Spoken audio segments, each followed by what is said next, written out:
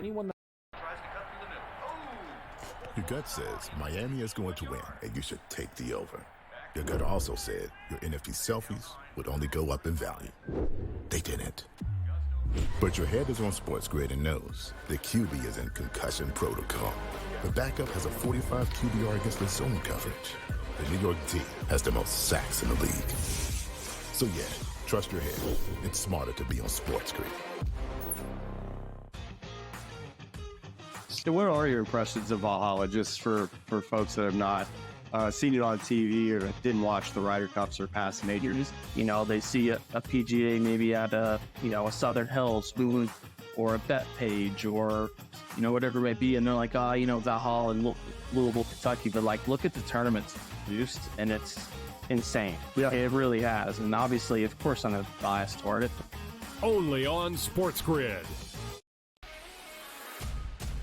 Draisaitl could easily, at plus money, get the first goal, the second goal, the fourth goal.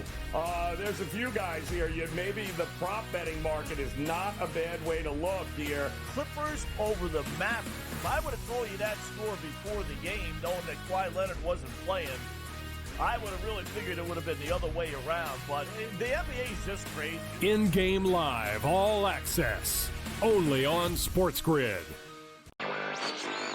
DraftKings making a progressive move, I think, that most other companies are also going to do or have done in the past. Adding someone from the government or someone you would say in legislation to become their responsible gaming leader here. And in this case, her name is Lori Kalani. And it'll be interesting to see if other companies try to follow suit in terms of hiring former lobbyists to head responsible gaming. Newswire, only on SportsGrid.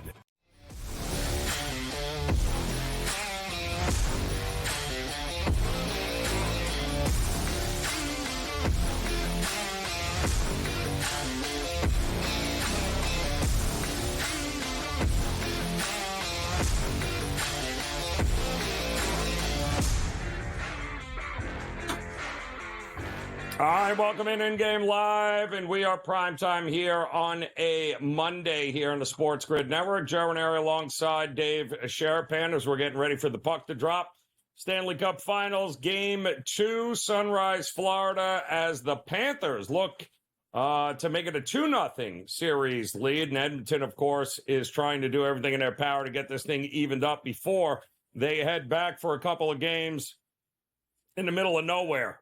Just a short 8.5-hour trip as soon as this game's over with here. So I'm sure they're all looking very forward to that. But still a lot of hockey to be played here tonight. All eyes are going to be on Bobrovsky, I would imagine, here tonight, Dave, and whether or not he can do what he did in Game 1, 32 saves. I know a lot of people are looking at his save prop here tonight, 24.5, and trying to figure out how does that work?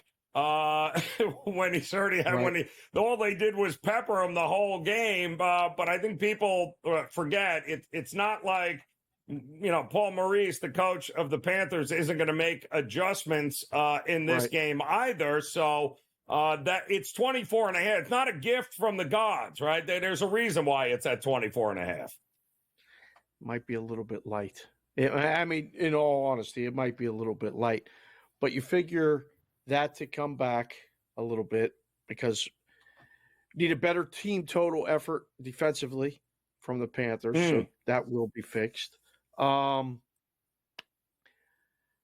don't know how the game changes to get away from like the under. I can't get away from the under.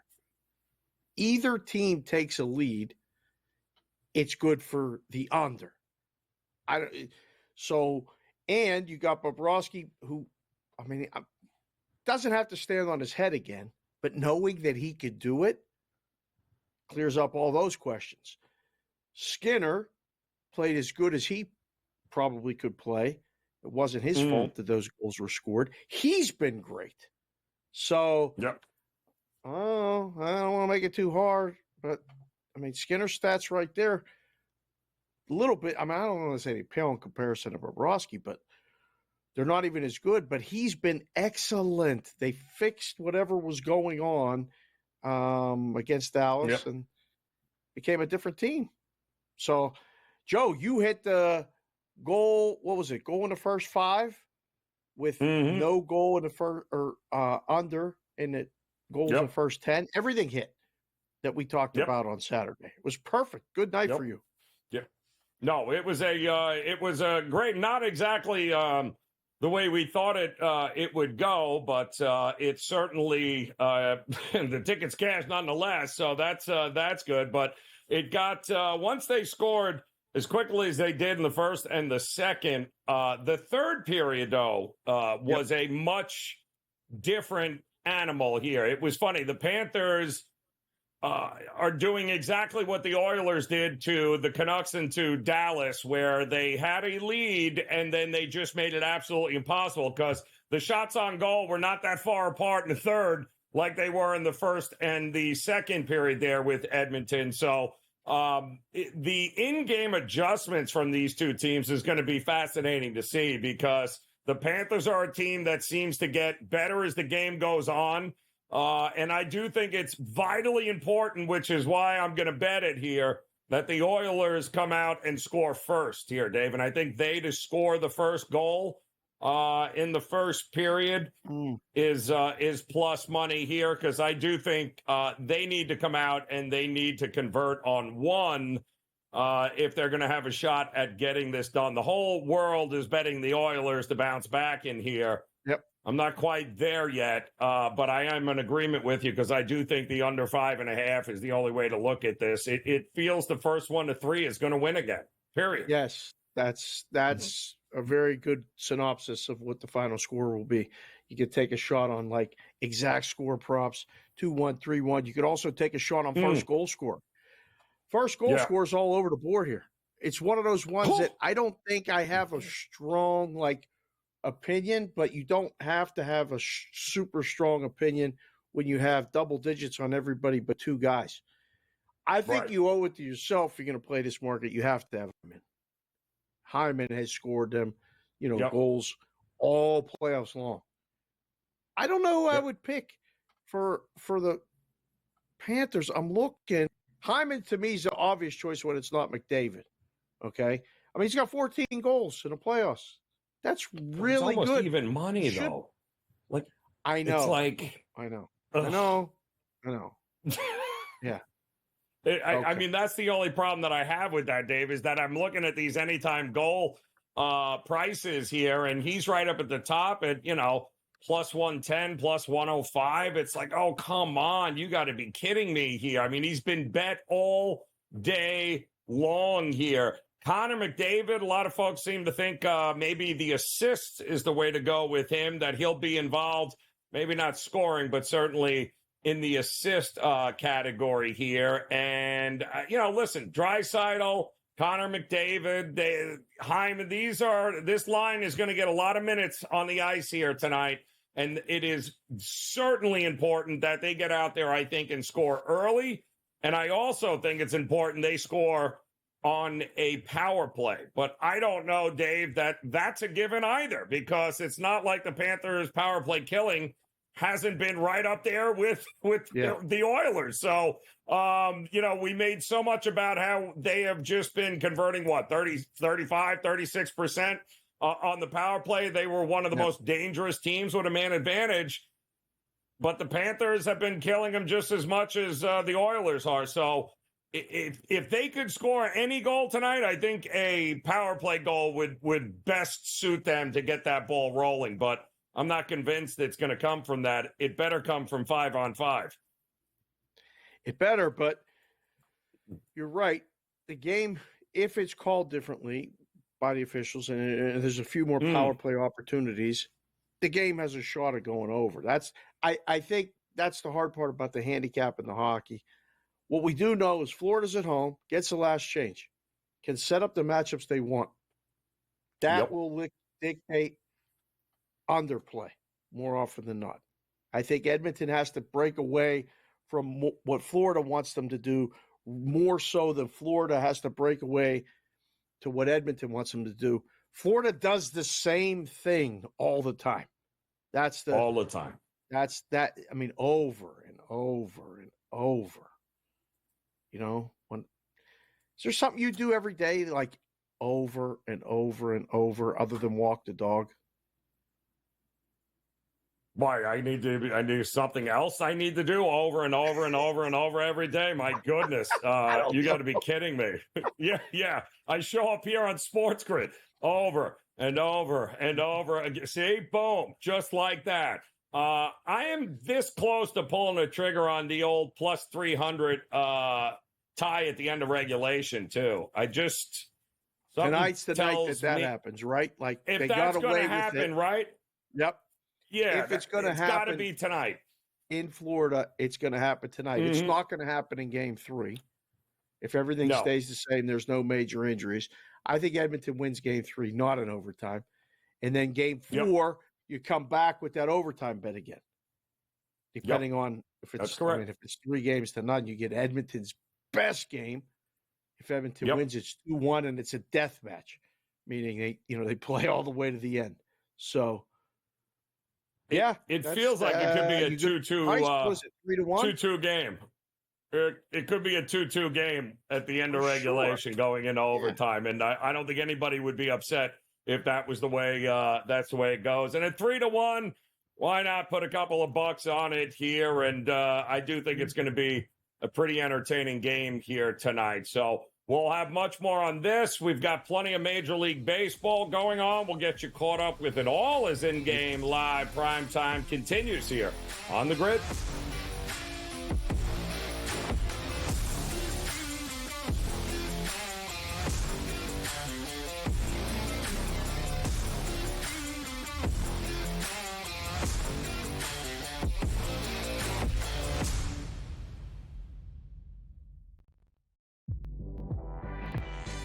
Look at the stats. 5 out of the top 6 televised rated games on the WNBA this year all involve Caitlin Clark. The only one that doesn't was a second half of a doubleheader in which Caitlin Clark played the first game. Only on SportsGrid.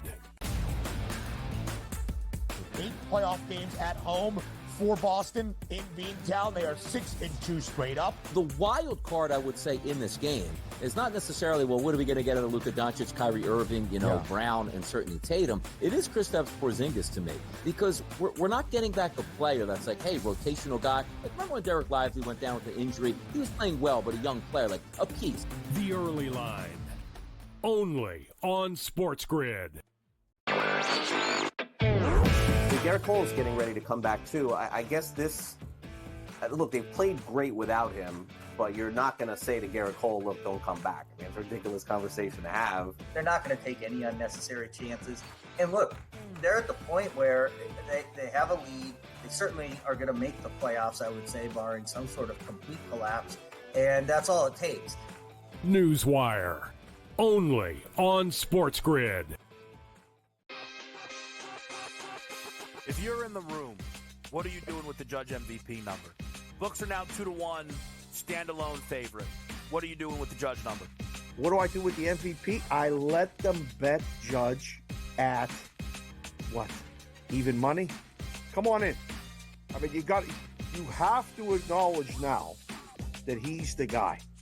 Game time decisions. Only on SportsGrid.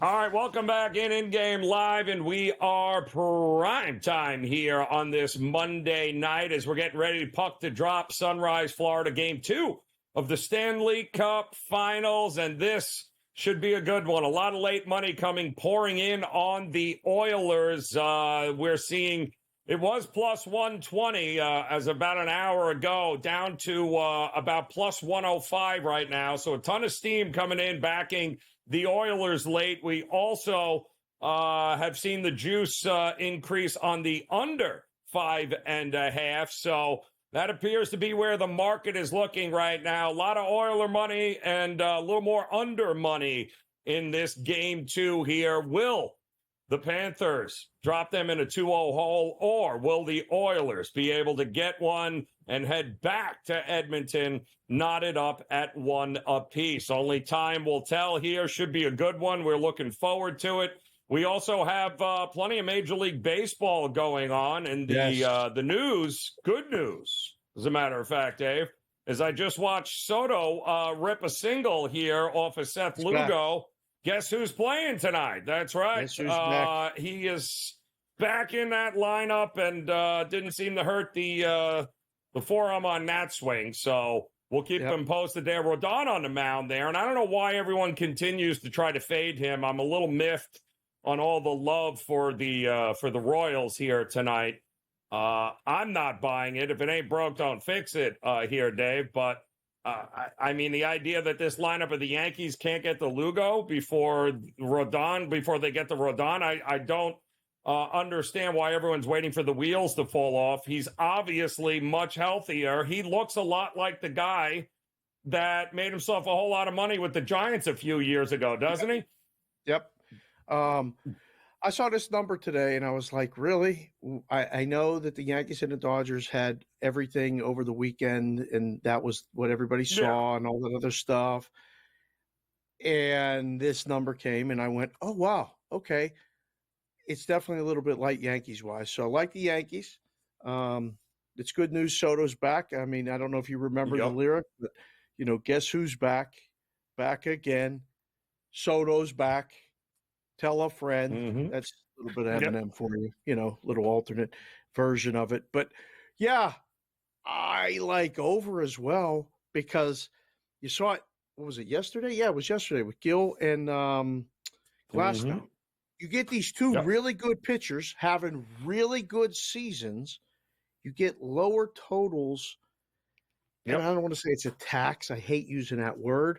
But the odds makers know what you're going to bet. So you're going to bet under and move it down a little bit. Yeah. Soto comes back. Yankees wake up. Bats go. Yankees win. And the game goes over. That's where I was at with this one. And you're also, Dave, I mean, the idea that the books aren't hip to the fade the Sunday night baseball teams on a Monday. It's already baked into the line. Like it's so the idea that that's you're not faking anybody out betting that because the books already know. And to me, it all just comes down to it really comes down to starting pitching, right? So the fact that they flew into Kansas City probably about 2:00 last night. Yes, it was a late game and all of that's good stuff, but when you got one of your aces on the mound and the Yankees, it didn't exactly play great in that series, although they played good last night. And the Kansas City ball, anybody watch Kansas City play Seattle? Those games were absolutely ridiculous this weekend. They burned every pitcher they have in the bullpen, Dave. The Kansas City Royals bullpen can't be trusted. They've gotten, all of them have at least 2 or 3 appearances in the last couple of days because every one of those games against Seattle, we saw high scoring, and then we saw extra innings yesterday. So how is Kansas City in a better spot? They had an 8-0 lead. Lugo better go. Yeah. This is one of those situations where, again, it's more than the starter. And one thing's for sure, the Yankees, Rodon was in Kansas City already. He wasn't flying last night after the game. He was already there. One of the many benefits of being a starting pitcher, you get to fly ahead and be in the city when the team gets there. Another one I wanted to talk about that just started was Toronto and Milwaukee. Did you see? I mean, Toronto got a little bit okay. They got right this past week. I'm just saying. I'm not saying, but they're almost back to 500. Barrios pitching at Milwaukee. I had that one circled. I said, plus money. Toronto might be one of those Canada nights. I mean, maybe no. I still like Florida. I like that. I don't want to do a Toronto to Edmonton Oiler, Canadian team parlay, cross sports, all that other stuff. No. I mean, we have friends that might do that. We'll ask, what Cam likes later. He'll be on. Joe, I like Toronto in that one. You? I agree 100%. Like Toronto. Didn't mind the under actually either, Dave, at 8.5, because I do think Colin Ray, for some reason, they play very well for Colin Ray, the Brewers team.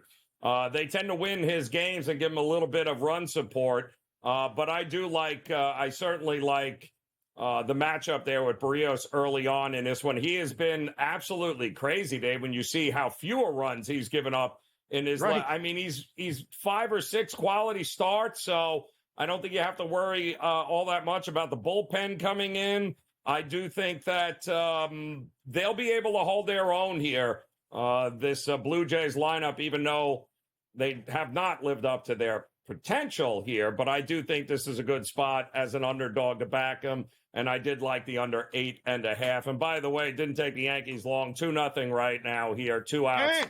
Still a runner on second.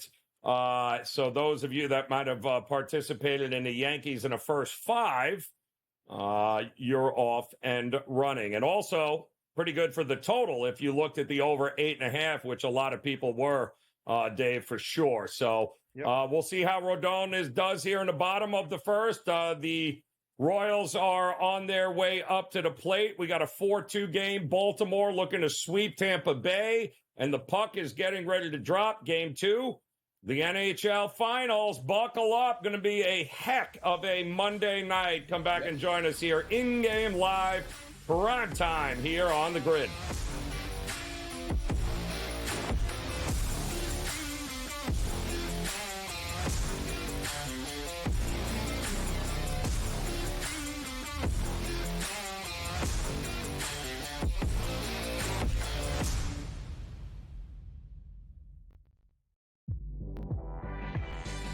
Look at the stats. 5 out of the top 6 televised rated games on the WNBA this year all involve Caitlin Clark. The only one that doesn't was a second half of a doubleheader in which Caitlin Clark played the first game. Only on SportsGrid. 8 playoff games at home for Boston in Beantown. They are 6-2 straight up. The wild card, I would say, in this game is not necessarily, well, what are we going to get out of Luka Doncic, Kyrie Irving, Brown, and certainly Tatum. It is Kristaps Porzingis to me, because we're not getting back a player that's like, hey, rotational guy. Like, remember when Derek Lively went down with an injury? He was playing well, but a young player, like a piece. The early line. Only on SportsGrid. Garrett Cole is getting ready to come back too. I guess this, look, they've played great without him, but you're not going to say to Garrett Cole, look, don't come back. I mean, it's a ridiculous conversation to have. They're not going to take any unnecessary chances. And look, they're at the point where they have a lead. They certainly are going to make the playoffs, I would say, barring some sort of complete collapse. And that's all it takes. Newswire. Only on SportsGrid. If you're in the room, what are you doing with the Judge MVP number? Books are now 2-1, standalone favorite. What are you doing with the Judge number? What do I do with the MVP? I let them bet Judge at what? Even money? Come on in. I mean, you have to acknowledge now that he's the guy. Game time decisions. Only on SportsGrid.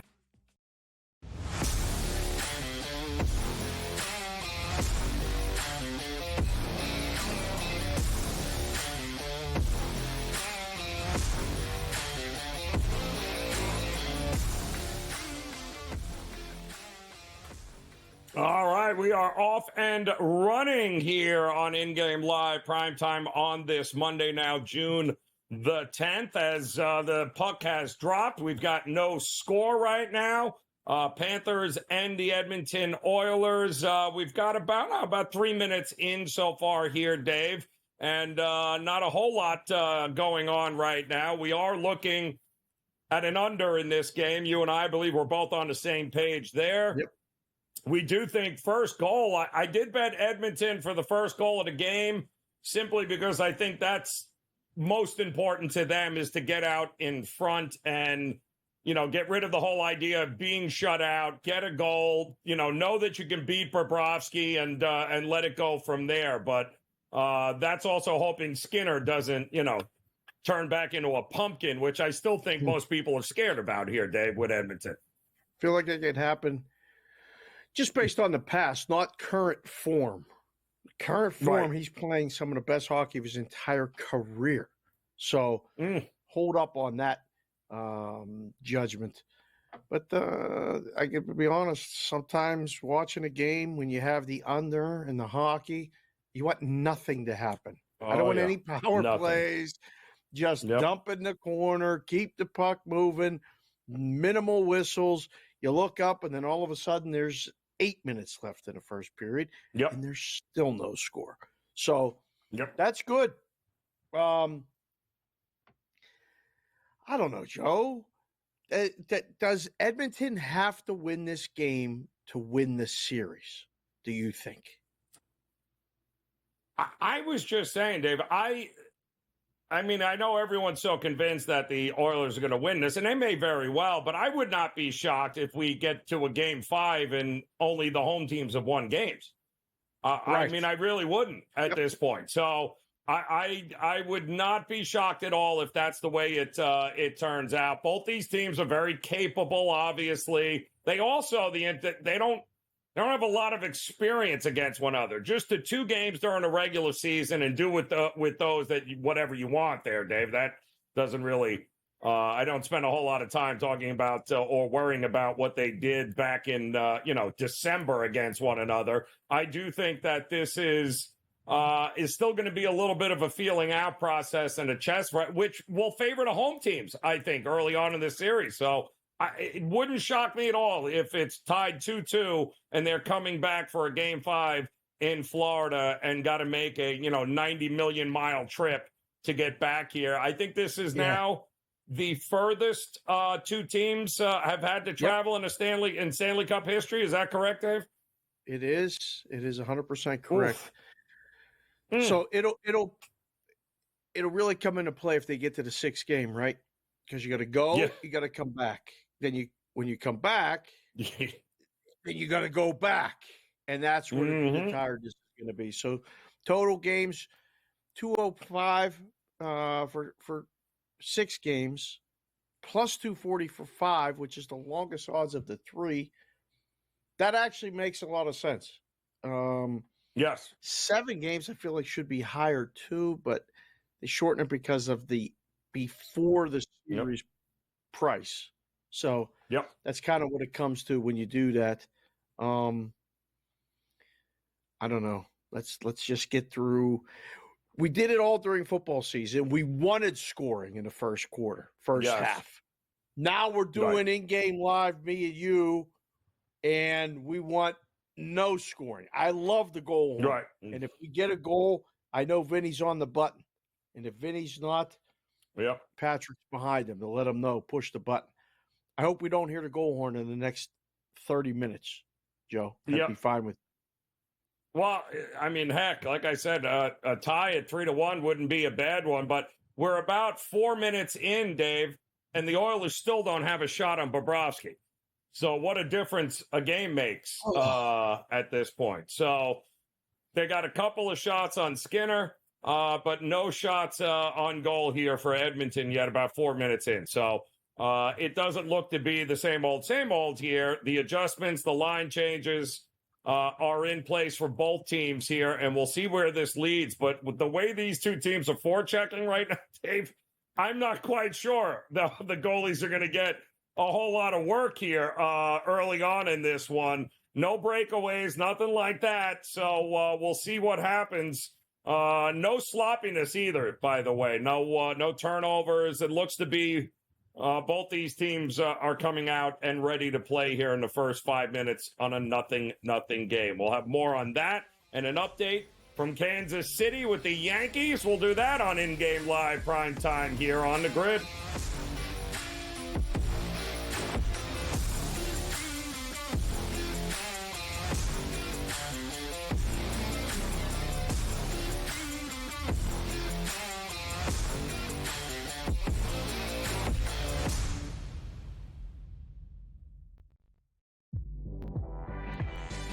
Look at the stats. 5 out of the top 6 televised rated games on the WNBA this year all involve Caitlin Clark. The only one that doesn't was a second half of a doubleheader in which Caitlin Clark played the first game. Only on SportsGrid. 8 playoff games at home for Boston in Beantown. They are 6-2 straight up. The wild card, I would say, in this game is not necessarily, well, what are we going to get out of Luka Doncic, Kyrie Irving, Brown, and certainly Tatum. It is Kristaps Porzingis to me, because we're not getting back a player that's like, hey, rotational guy. Like, remember when Derek Lively went down with the injury? He was playing well, but a young player, like a piece. The early line. Only on SportsGrid. Garrett Cole is getting ready to come back too. I guess this. Look, they've played great without him, but you're not going to say to Garrett Cole, "Look, don't come back." I mean, it's a ridiculous conversation to have. They're not going to take any unnecessary chances. And look, they're at the point where they have a lead. They certainly are going to make the playoffs, I would say, barring some sort of complete collapse. And that's all it takes. Newswire. Only on SportsGrid. If you're in the room, what are you doing with the Judge MVP number? Books are now 2-1, standalone favorite. What are you doing with the Judge number?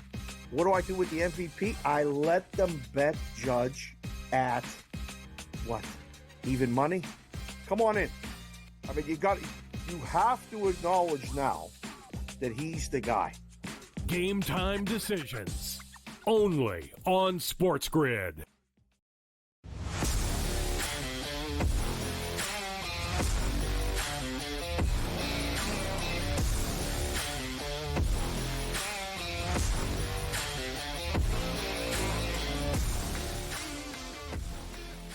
All right, welcome back in-game live here, prime time on the SportsGrid Network. Keeping an eye on Game 2 of the Stanley Cup Finals here. Florida at home taking on Edmonton. It's like a role reversal here, Dave. All of the offense and opportunities coming from the Panthers, and nothing so far for Edmonton here. 4 shots, 3 or 4 shots for Florida, no shots on goal. We're about 6 minutes in, and it does look like we may be getting the first power play, Dave. Is that what we're seeing here? It looks like a whistle, and Sam Bennett will be called. So we're going to have a power play. They should be able to get a shot on goal now, but, I mean, 7 minutes, Dave? No shots on goal? This is the start I expected in Game 1, and get it now. I mean, Florida was totally dominated in periods 1 and 2 on Saturday. Got the first goal, though, held on to the lead, and we went from there. Now, this is kind of a switch. Where there was not a switch between Games 1 and Game 2 was last night, where Dallas hung for a while, and the game fell 7, which I don't know if you talked to anybody today, but that wasn't an ideal finish for people in the business, either players or guys taking the bets. But I don't know. I mean, between Luka, he looked like he got tired. Holiday was the story. Absolute Drew Holiday was the story. Had almost a perfect game. I think he shot 11 of 14 or something and 26 points. Come on. Joe, is it over? Is it done? Are the Mavericks going to win a game? One game, at least Game 3, maybe.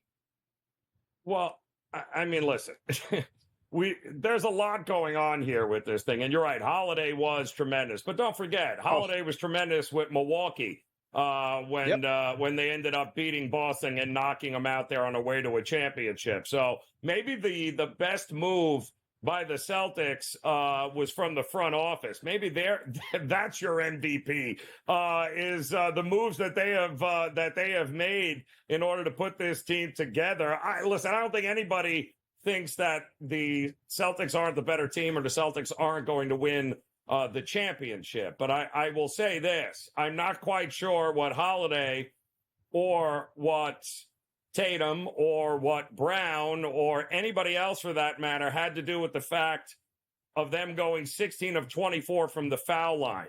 They were even worse in game one, Dallas. So when you can't make foul shots on the road when you need to, and listen, the Celtics made all theirs. So it's not like we can say, well, the Celtics missed it, but no, the Celtics made all their free throws. You didn't. And they did this against the Clippers, too, where they had one game where they only shot 50% from the foul line. They missed, 13 free throws, 14 free throws, and they only lost the game by a couple. What that showed me last night was it's not going to be easy for the Mavericks, but Boston is not unbeatable. And I think if Dallas cleans a few things up, they're going to get a Kyrie game at some point here, whether it's game 3 or game 4. So at worst, I think it's a split for Dallas. At best, they can go back in game 5, knot it up at 2 apiece. But one thing's for sure, they got to start doing the little things like making your free throws when you have them there, Dave, because the Boston defense had nothing to do with you missing 8 of your free throw attempts here when the Celtics missed none. Yeah. Especially on the road. That's right. Well, all right. When you look at it, it's one of those situations where you go, okay, what has to change? What has to change? You saw it, all the pictures. We saw everybody that basically has an important role in this. And the last guy we saw for Dallas was Kyrie. And I think he's going to be the key for Dallas. Right? He has to, those numbers, they're going to be overs if you're looking at props. We'll, and we'll talk about it, when we get to Wednesday. But those numbers, his number, if you're looking at Dallas to make it a series, let alone win game 3, those numbers have to be almost all overs. I got to ask you a question, and we can ask Patrick this during the break. He's a big Celtics fan. Do you like the black uniforms from the Celtics? Like, I don't know if I like those. I like the green. Celtics are green or white at home. They wore the black yesterday. They won. I don't know if I like them, Joe. I'm not sure I'm sold. Listen, if they would have lost, I guarantee you probably wouldn't have seen them again. So it's maybe there's something. That could very well be. The Panthers are going to end up killing off another power play and will not have gotten a shot off yet on goal. This is the most unbelievable thing we've seen here. I do think there's an opportunity to get at least one win here at home. We know role players play better at home, Dave, so we know that there is a good chance back against the wall Luka will finally get some help. The Celtics are not a team that Luka is going to be able to beat by himself. There were some teams along the way where Luka being Luka was good enough to win a game in a series. This is not the team that's going to be able to do that. He needs some help. And if he can't get it at home, Dave, then, the series could very well be over if they lose game 3. And I think they know that. So, but if I'm pulling anything glass half full, if I'm Jason Kidd and I'm looking at that game last night, you had the opportunity to steal one in Boston in game 2, and you ended up not doing the little things right, which is what cost you. So that is correctable. And I think, if anything, they should realize that, hey, if somebody else steps up here besides Luka, we might actually be able to win a game or 2 in this series. So it's not over yet, but it's certainly life support-ish here on Dallas right now. Right. But that's why you got 2 games at home. Let's see how good they are at home. Let's see how good they are for 1 game at home. They got to get that exactly. First. They got to get 1. Yep. Nothing else will matter. If they lose the first one, I don't know if they win it second one, but you'll hear people say, oh, this will be the 1-0 win. Boston's relaxed. Right. Nah, not necessarily. Game 3 is the must-have. Game 3 is the must-perform. Game 3 is the one that they have to make this a series. Travel all the way through the playoffs right there. You can see the roads. Yep. Now, everybody's going to say, oh, Well, oh boy, Boston had the easier road, blah, blah, Mhm. blah, blah, blah, blah. All that's immaterial now. It's one game. Let's win the first quarter, try to win the first half, and then get us to the end. That's it. It's just three things. Try to win quarter, half, game. Good luck. I'm Somebody thinking got if they blasted. do win game 3. Yeah, he's still on the ice right now. I am still thinking that if they do win game 3, Boston, there's got to be a little whispering in the locker room like, hey, why don't we just get this back to Boston and win it in game 5 in front of the fans? I'm just saying, don't put it past them and be like, maybe a little foot off the gas in game 4, and let's get this thing back to game 5 and win it in front of the home crowd there and just torture Kyrie. But I'm with you. It all begins in game 3. And it does look like we are going to have some sort of penalty here. Looks like the Panthers will finally have a power play right now coming up. But 6 shots to none, Dave. Edmonton, halfway through the first period, has not had a shot on Bobrovsky. Not great for the over on the saves prop. I'll tell you that right now. Not at all. But it does look like there's an official review for a... Are they going to call it a major? I don't know. We'll have come back and we'll find out here. This could be worse than what it is initially thought to be. So we'll have more on this, plus the Major League Baseball update when In-Game Live Primetime continues.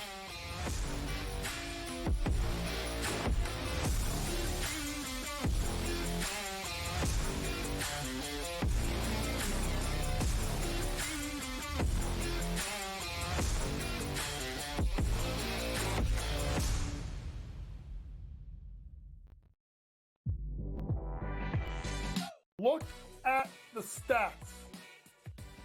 5 out of the top 6 televised rated games on the WNBA this year all involve Caitlin Clark. The only one that doesn't was a second half of a doubleheader in which Caitlin Clark played the first game. Only on SportsGrid. 8 playoff games at home for Boston in Beantown. They are 6-2 straight up. The wild card, I would say, in this game is not necessarily, well, what are we going to get out of Luka Doncic, Kyrie Irving, Brown, and certainly Tatum. It is Kristaps Porzingis to me, because we're not getting back a player that's like, hey, rotational guy. Like, remember when Derek Lively went down with an injury? He was playing well, but a young player, like a piece. The early line. Only on SportsGrid. Garrett Cole is getting ready to come back too. I guess look, they've played great without him, but you're not going to say to Garrett Cole, look, don't come back. I mean, it's a ridiculous conversation to have. They're not going to take any unnecessary chances. And look, they're at the point where they have a lead. They certainly are going to make the playoffs, I would say, barring some sort of complete collapse. And that's all it takes. Newswire. Only on SportsGrid. If you're in the room, what are you doing with the Judge MVP number? Books are now 2-1, standalone favorite. What are you doing with the Judge number? What do I do with the MVP? I let them bet Judge at what? Even money? Come on in. I mean, you have to acknowledge now that he's the guy.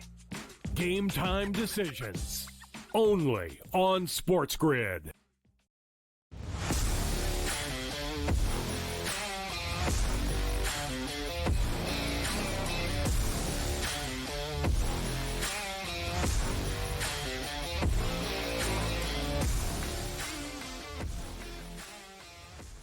All right, welcome back in. We've got some interesting news here and happenings in Game 2 of the NHL Finals here to Stanley Cup. We got a 5-minute major being called on one of the players for Edmonton, Fogle, I believe, who has been ejected from the game for a straight hit with absolutely no body whatsoever, just taking the poor guy's knee out, it looked like. Yep. They did review it, and they threw him out, and it is a 5-minute. So we got a 5-minute Florida power play coming up here, and Joe Madden stepping in watching this unfold. Perfect. And Joe, that's not a great beginning for Edmonton here.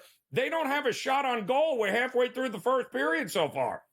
Yeah, they absolutely don't. And that's something we all expected, right? You look at them in that last game, able to get 32 shots on Bobrovsky. The defense of the Florida Panthers didn't show up in the last game.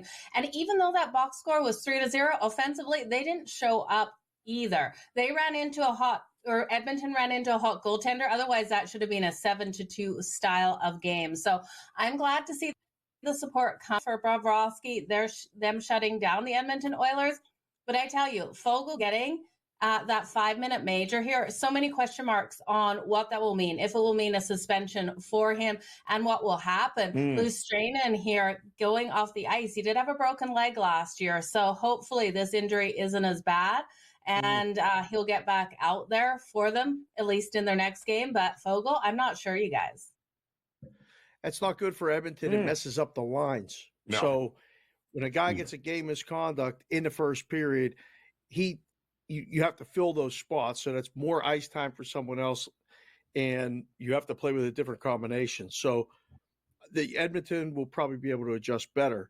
Tonight, Joe, we're watching this. What do they have to do? They didn't score a goal the entire first game. They're going to go a whole nother period, if this gets to the end of the period, not scoring a goal. At what point is the doubt going into their heads, and at what point would you even consider taking the in-game over?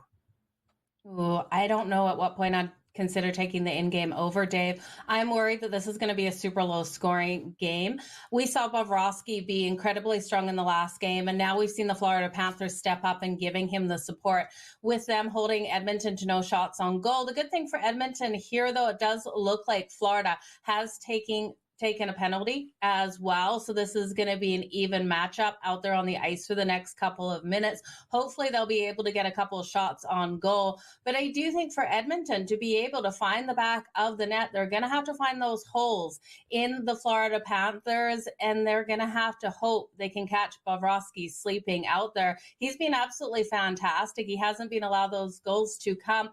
If this was at 1.5, Dave, maybe at that point I'd take it to the under or to the over. I don't trust either of these teams to get those goals. I did take Connor McDavid and Matthew Tkachuk for the anytime goal because I think between the two of them, one of them does score. Give me the goal horn. We got Give a goal? Give me the goal horn. Power play goal, Joe Madden. Power play goal, Joe Raineri. Who got it? No. Edmonton got it. It was 4-on-4. So it's not a power play. Yeah. So it was, Edmonton scored on it was 4-on-4. It was not a power play. Although I do believe Florida's 5-minute penalty, I believe that's still gonna happen. That was a terrible goal, by the way. Yeah. I don't know if you guys saw this. That was awful. Yeah. That was that was the only shot that the Oilers have had on Bobrovsky tonight. And it was, Dave, I'm fairly certain you could have saved that. Like, you could have actually gotten the glove on. That was awful. My goodness. Oh, wow. Is that a 5? Yeah. Oh, that's awful. Bobrovsky hasn't been giving that up either, which is crazy. Right. Big penalty for Florida on a 5-on-4 major. Yep. So it makes it a 4-on-4. Edmonton scores 1 shot, 1 goal. That's I can't say that we haven't seen this before. We just saw this on Saturday, where Edmonton had all the shots and Florida had the first goal. Right. So I didn't look at the in-game yet, but this will be the time. Probably, if you have Florida, you look to come back with a better number. Joe, are you expecting this to be a long series? Joe Madden, I'm sorry. Are you expecting this to be a long series after you've seen game 1? Because we've seen 2 games in the NBA, and nobody thinks it's going to be a long series. I've been trying to explain to people, this isn't the NBA. Relax. I think we got ourselves a series here, right? So total games, they got prices here. Excellent work by the graphics guys. Long series, short series, Joe?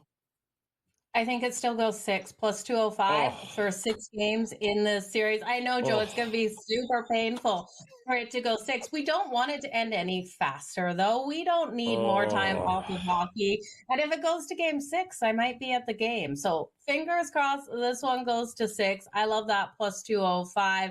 And you've got to think Edmonton has to find a way to hit Bobrovsky. They hit him now in this one. This is going to give them the confidence. Edmonton needs to win this game, though, tonight. If they go down 0-2, go back home, their home fans are absolutely brutal. They'd win one of them, and then I think it goes to 5, and that's just not what we need here.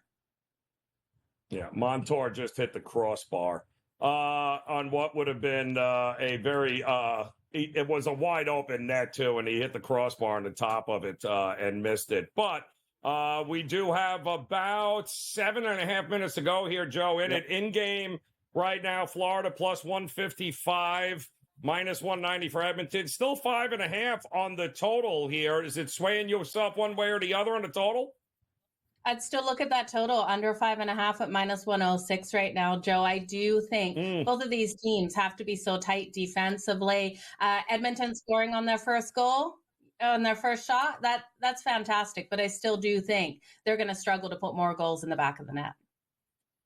Well, we did have Edmonton scoring the first goal, so that was good here. But a lot of hockey still to go here, and Joe Madden, as always, a absolute pleasure. I'm going to hopefully I go to game 5, you go to game 6, and then maybe we all fly in for game 7. How do you like that? I'm in. It's on SportsGrid. It's on SportsGrid. There we go. See?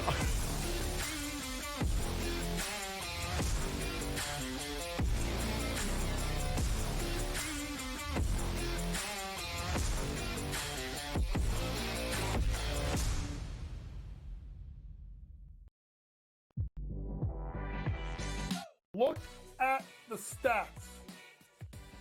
5 out of the top 6 televised rated games on the WNBA this year all involve Caitlin Clark. The only one that doesn't was a second half of a doubleheader in which Caitlin Clark played the first game. Only on SportsGrid.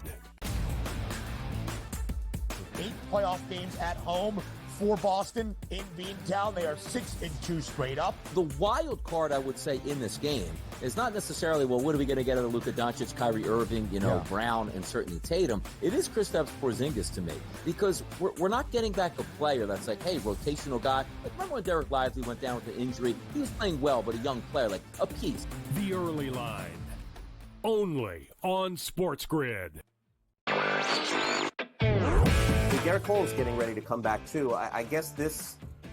Look, they've played great without him, but you're not going to say to Garrett Cole, "Look, don't come back." I mean, it's a ridiculous conversation to have. They're not going to take any unnecessary chances. And look, they're at the point where they have a lead. They certainly are going to make the playoffs, I would say, barring some sort of complete collapse. And that's all it takes. Newswire. Only on SportsGrid. If you're in the room, what are you doing with the Judge MVP number? Books are now 2-1, standalone favorite. What are you doing with the Judge number? What do I do with the MVP? I let them bet Judge at what? Even money? Come on in. I mean, you have to acknowledge now that he's the guy. Game time decisions. Only on SportsGrid.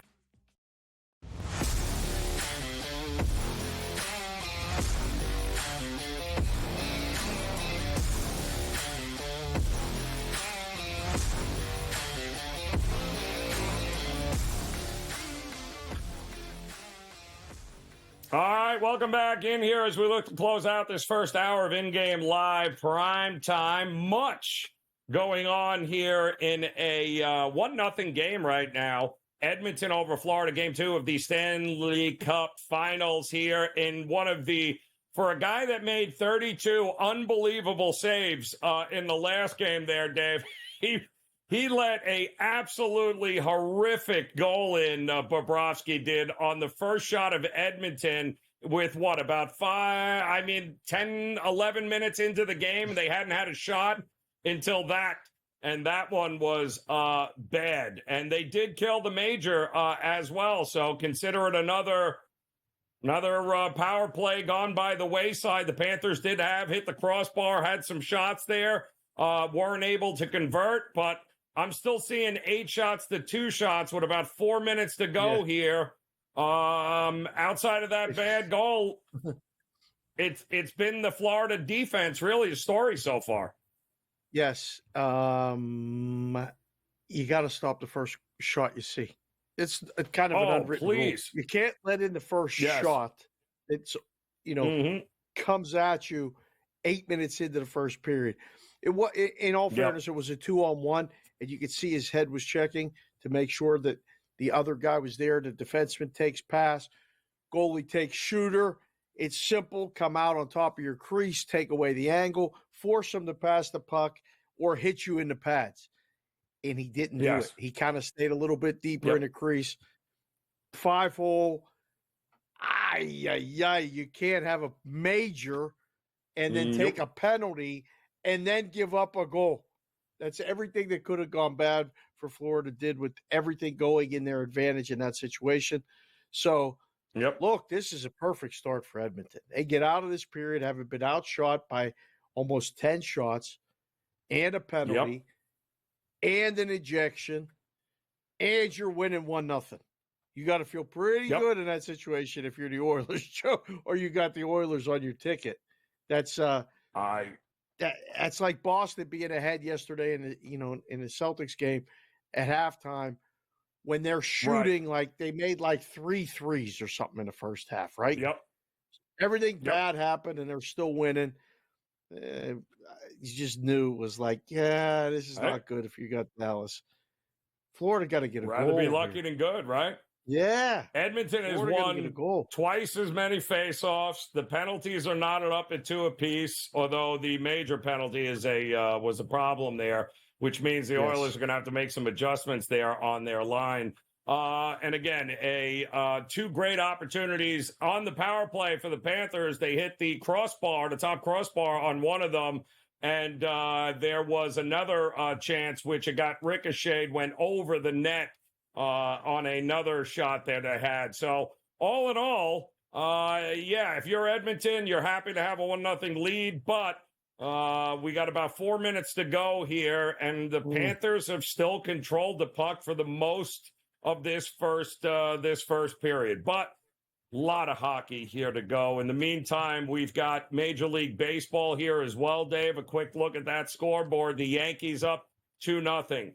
The Orioles are on their way to sweeping the Rays. They're up 5-2 right now, bottom of the 8th. 2-0 Twins, Rockies, 1-1 Blue Jays and Brewers. And we got ourselves a couple of games coming up here too, don't we? Your favorite team, the White Sox, taking on the Mariners. Or the Athletics. Which one is I guess the Athletics are your team now, aren't they? Sort of. This is me. So I'm on reason number 7.3 million why I'm glad I'm not working in a book right now and I get to talk to you and the other guys every day. You start your summer like this. You walk into work. Who do we need today in the White Sox-Mariners game? The guy looks at you and says, we need the White Sox every day. Okay. 76%. Come on. The computer even knows, right? You look at these projections and it's 70% Mariners. Then you go, okay, well, what about this game? What about the late game? A's and Padres. 70% projected on the Padres every day for the summer. You go to work and you need 2 teams, the A's and the White Sox. Monday night, maybe the book will get 1. I kind of like the White Sox plus 1.5. I think they could cover. I don't hate that. They had a good weekend. I don't hate that. Taking 2 or 3 from the Red Sox. Pause on the A's, though. They got their best pitcher. Right? They got Fetty on the mound. The guy has been absolute money. And we got a late game, too, we'll talk about when we get back here. In-game live, primetime, another hour coming up.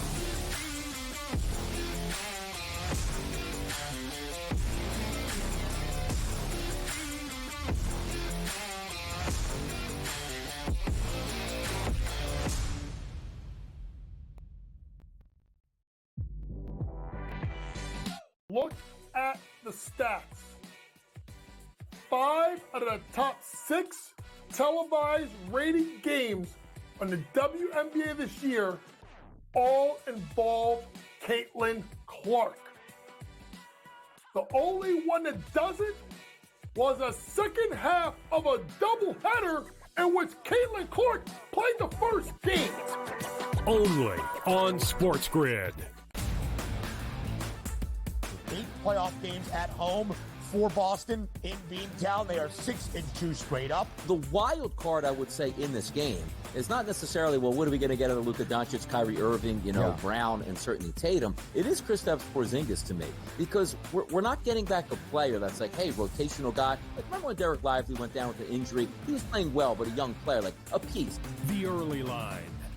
Only on SportsGrid. Garrett Cole is getting ready to come back too. I guess this, look, they've played great without him, but you're not going to say to Garrett Cole, look, don't come back. I mean, it's a ridiculous conversation to have. They're not going to take any unnecessary chances. And look, they're at the point where they have a lead. They certainly are going to make the playoffs, I would say, barring some sort of complete collapse. And that's all it takes. Newswire. Only on SportsGrid. If you're in the room, what are you doing with the Judge MVP number? Books are now 2-1, standalone favorite. What are you doing with the Judge number? What do I do with the MVP? I let them bet Judge at what? Even money? Come on in. I mean, you have to acknowledge now that he's the guy. Game time decisions. Only on SportsGrid.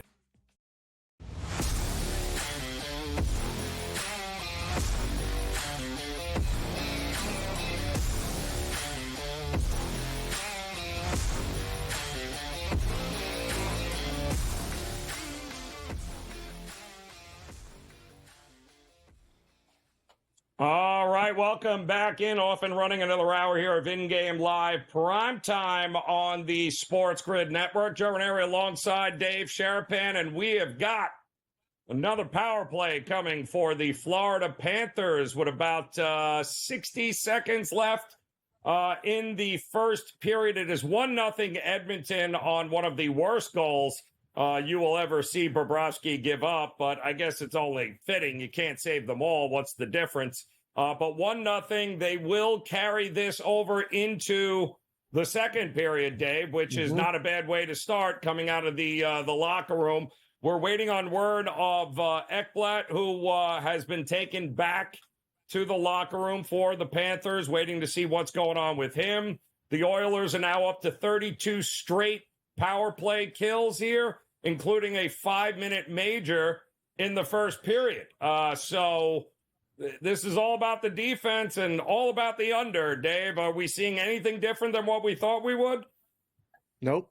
Everything's fine. This is great. Everything, nothing to see here. Keep moving. The numbers dropping. We get out of here like this. One bad goal. I mean, I would have definitely signed for 0-0 after one. But I'll take 1-0 visitors in this spot, only because now Edmonton finally got a goal in a series. It took a lot in a bad play by Bobrovsky. They're not going to be careless. They're going to be so conscious defensively on their side of the red line. If we don't have an odd man rush, just dump it in, get over the red line, throw it in the corner, chase it, hit. Perfect. Everything we need, or we were hoping for before the game, unless you're holding a Florida money line ticket, is not. That's the only thing that's not happening. We got a goal, a lead. We've killed off a 5-minute major, another penalty to start the period, and it's still only 1-0. I'll take it.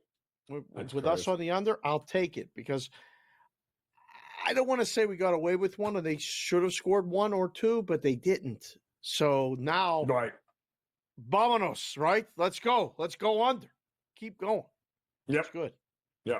I don't know what just happened, but for some reason, Charles Barkley just walked onto the set with Supin and Messier. And If Subban got on Messier's shoulders, he still wouldn't be the size of Barkley. He still wouldn't be able to get eye to eye with Barkley. Barkley's a big dude, man. But Barkley's hanging out at Sunrise, Florida there, watching this game. DJ Khaled, I saw a pretty cool thing, Dave, a pretty cool post about the Panthers and what this recent run, obviously, over the last couple of years, because they were a little late to the game down here. They were the last franchise to come on board here in Florida. And you don't think of Florida as a big hockey town, but since last year, they got every playoff game over the last 2 years has been sold out. They sold out nearly 90% of the regular season games. They had a 15% increase in attendance just from a year ago, and now a 60% increase in youth hockey down here now, Dave. And I would imagine Vegas is probably the influence that Vegas has had out there has also probably grown the game tremendously. I mean, you wouldn't think Vegas and kids growing up wanting to be hockey players. I would have never thought it down here, but just goes to show you what winning will do and the kind of culture it creates there. Big time. Absolutely. And it happened fast. The Knights got to the final year number one. So it grabbed everyone in town's attention, right? They lost. But last year, I literally just saw a commercial while we were on commercial break, and I got the game on. They showed the Knights celebrating after they won, the stuff on the bench and all that stuff. And I'm like, that's crazy. Man, that was so much fun last year.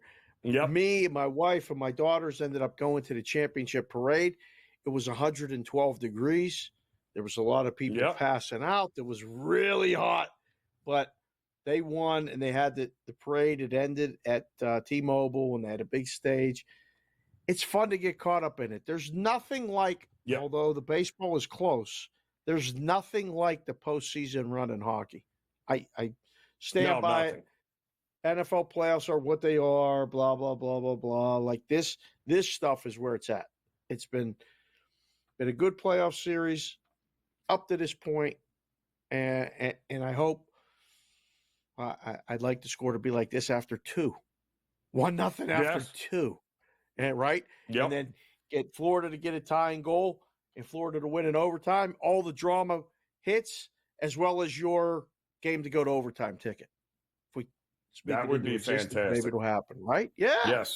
Yes. Let's go. And I mean, if you didn't want to lay the 130 or 125 with Florida ahead, you can probably get them at plus what? They 150 now, somewhere in that ballpark, I would think.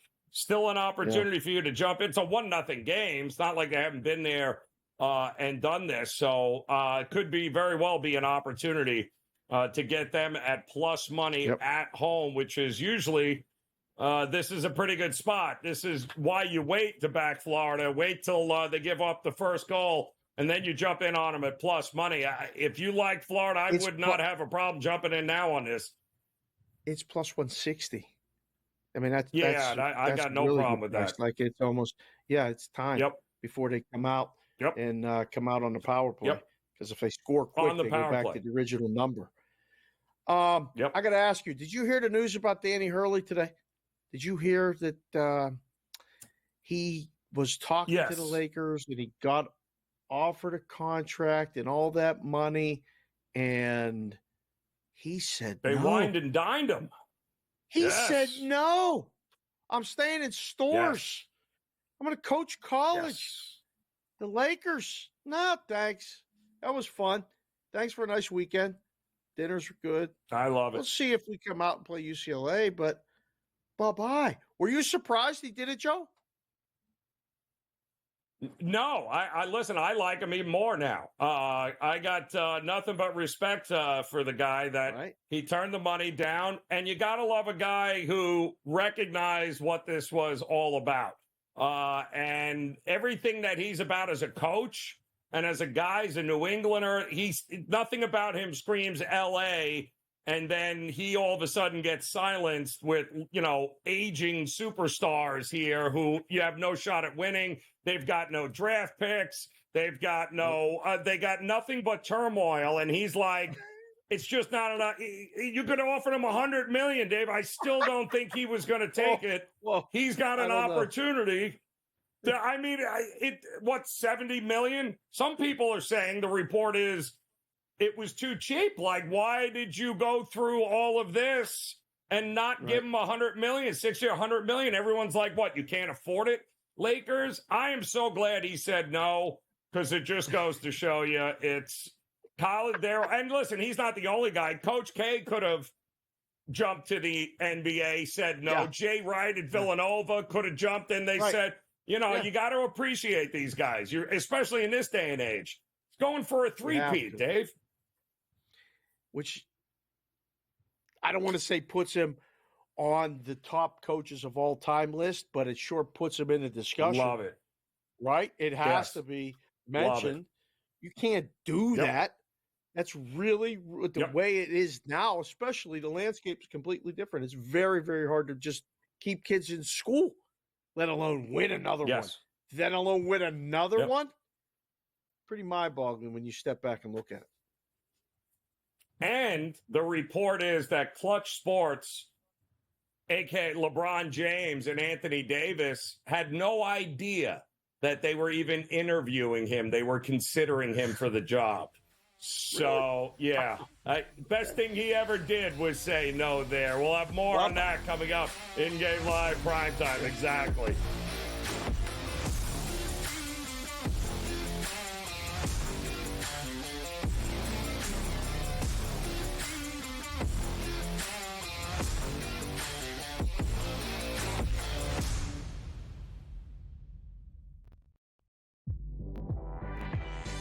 Look at the stats. 5 out of the top 6 televised rated games on the WNBA this year all involve Caitlin Clark.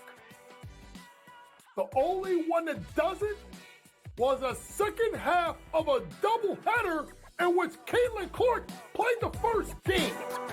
Only on SportsGrid.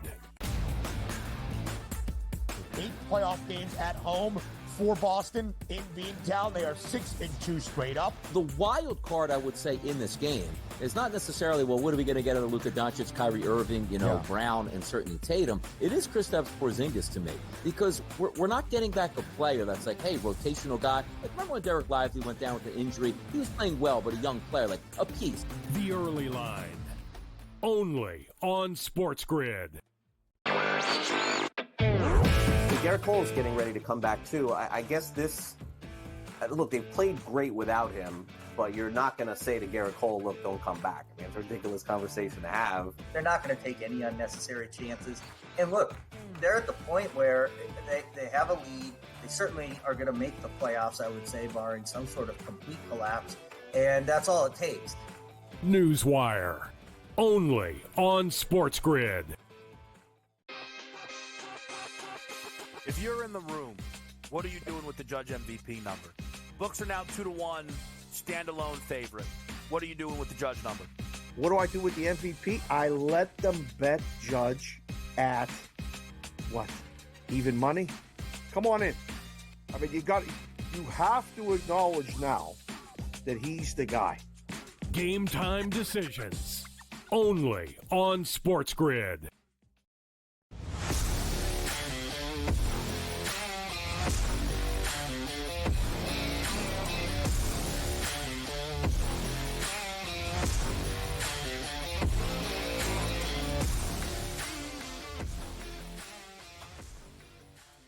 All right, welcome back in-game live primetime here on the SportsGrid Network. Joe Raineri alongside Dave Sharapan. We welcome in our good friend George Kurtz to the show here as I'm continuing to watch this Panther number, Dave, rise plus 175 right now here in spots. Yep. So the people are doubling down with the Oilers in the marketplace, it appears.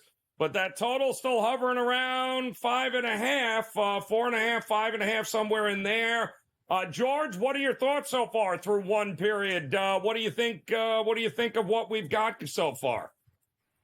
I think once the Oilers survived the 5-minute major, they were able to relax a little bit, right? Because the beginning of the game was almost the exact opposite of game one. It was Florida who came out strong. I think they had relaxed too, by the way, because they played a little tentative in game one. So they had relaxed, and they got the 5 minutes and didn't score. I know part of the penalty was taken away by a penalty of their own, but still, you didn't score on that. That's a big bump to Edmonton. And then they beat Bobrovsky through the 5-hole a couple of shifts later. So I think it was a big, sort of a big sigh of relief for the Edmonton Oilers, because I think if Florida would have scored first, it would not have been good. This would not have been good here. So, listen, I went on to Everton in game 2. I thought they probably should have won game 1, or at least deserved the better fate. Didn't get it. Bobrovsky played great here. And, of course, after we saw game 1, there's no way you could pick the over tonight. So I'm on the under as well here. So far, so good. All right, well, while we wait for nothing to happen, because we all have the under in the hockey game, I wanted to get your thoughts on Yankees-Dodgers over the weekend. It brought back a lot of memories for me. Yankees playing the Dodgers in a World Series, and it was always a big, big matchup. It felt like a big series, and it's not like the Dodgers get back to Yankee Stadium often. The Yankees win a game, and then they go to Kansas City tonight. Me and Joe are all over the Yankees in this spot and the over. One, how was the weekend? What did you take away from seeing the Dodgers? And two, I know you already have a ticket on the Yankees tonight in your pocket. Yes or no? No, I do. No Judge tonight. So no, I wasn't playing the Yankees. I didn't play the Royals. All right, I didn't play the Royals either. I just stayed away. Away. I'm on the under. So the Yankees scoring 4 runs already, not going to make that look good. But no, I didn't bet the Yankees. Yeah, listen, they didn't play all that well without Soto. Now you lose. They took Judge out of line. He's getting a day off. He's not hurt, just a day off. You asked me my thoughts on the Dodgers. Very much like you. The first game I can remember watching was the '76 World Series between the Yankees and Reds. But that being said, I don't remember much about it, just bits and pieces. I definitely remember 77 and 78 versus the Dodgers here. So the memories do come flooding back here. My father and I didn't get along very much while he was with us, but we did get along about the Yankees and baseball. It's the only thing we truly agreed upon, and my father taught me how to keep score during the 77 World Series. And I'm talking keep score on a loose leaf page where you're making the box score, everything by hand. He taught me how to do that. And, really gave me the love from there. So 78, 77, 78, 81, when the Yankees played the Dodgers, it'll always be special. Hard not for me to think of it as special, as it was last year when the Yankees were in Chavez Ravine. Always be that way. That being said, coming in, I think I told Joe on Friday, I didn't care if the Yankees got swept or whatever. I just wanted Soto to be healthy. All right, and it looks like we got the wish. All right, Soto's back tonight. He's got at least one hit so far, a run scored. He's not playing the outfield. They'll ease him back in there, but he's healthy, so I'll take it. But, the Dodgers showed some, the Yankees have some problems. If Judge and Soto don't hit, who else is hitting? No one else does. I mean, Rizzo, he's got benched now for the second game in a row. LeMahieu looks like a shell of his former self. There's nobody else here. And the best player in the minor leagues, Dominguez, who could certainly help, has no place to play. All right, because they're not going to bench Stanton, and Verdugo has been good for the Yankees. Maybe not great, but he's been good. So there's no place for him to play. I think the Yankees are going to work hard now over the next 6-7 weeks to try and trade Verdugo for that first baseman or that third baseman. Well, it's interesting now because you have that Soto, Torres, Verdugo, LeMahieu.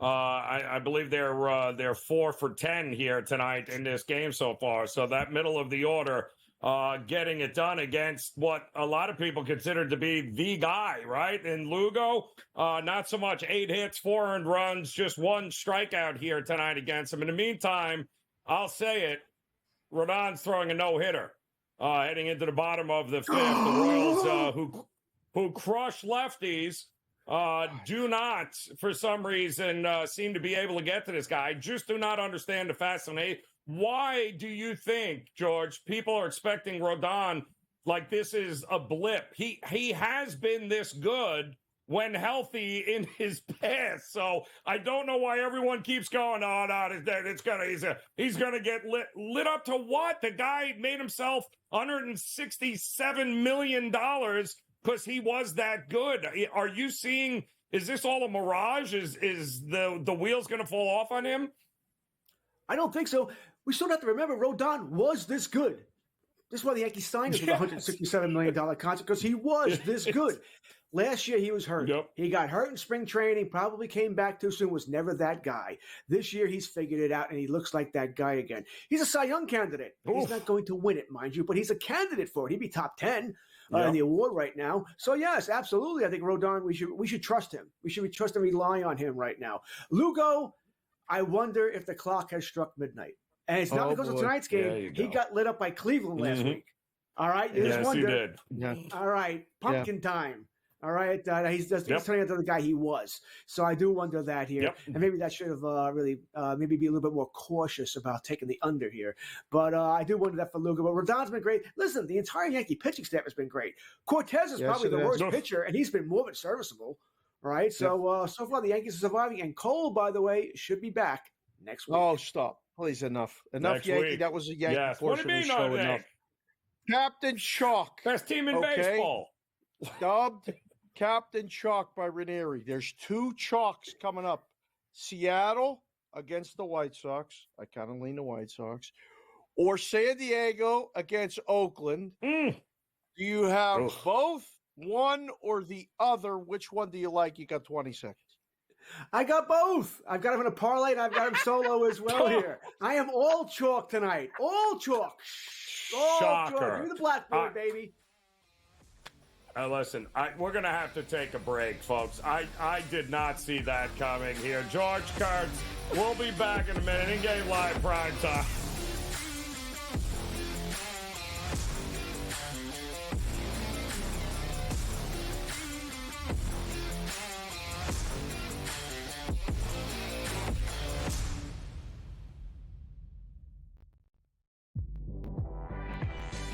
Look at the stats.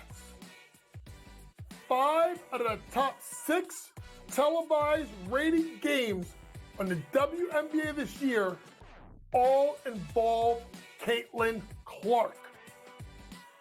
The only one that doesn't was a second half of a doubleheader in which Caitlin Clark played the first game.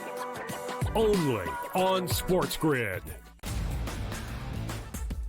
8 playoff games at home for Boston in Beantown. They are 6-2 straight up. The wild card, I would say, in this game is not necessarily, well, what are we going to get out of Luka Doncic, Kyrie Irving, Brown, and certainly Tatum. It is Kristaps Porzingis to me, because we're not getting back a player that's like, hey, rotational guy. Like, remember when Derek Lively went down with an injury? He was playing well, but a young player, like a piece. The early line. Only on SportsGrid. Garrett Cole is getting ready to come back too. I guess this. Look, they've played great without him, but you're not going to say to Garrett Cole, "Look, don't come back." I mean, it's a ridiculous conversation to have. They're not going to take any unnecessary chances. And look, they're at the point where they have a lead. They certainly are going to make the playoffs, I would say, barring some sort of complete collapse. And that's all it takes. Newswire. Only on SportsGrid. If you're in the room, what are you doing with the Judge MVP number? Books are now 2-1, standalone favorite. What are you doing with the Judge number? What do I do with the MVP? I let them bet Judge at what? Even money? Come on in. I mean, you have to acknowledge now that he's the guy. Game time decisions. Only on SportsGrid.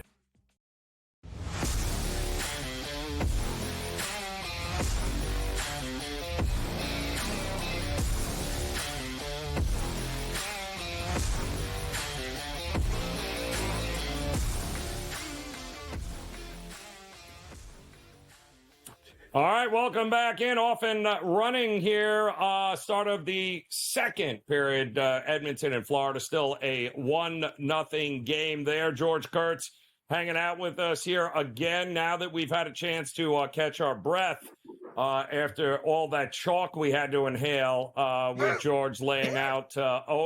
San Diego taking on Seattle coming up here. What about the late game here, George? Because this is a game that I do like the home dog here with the Giants taking on Houston.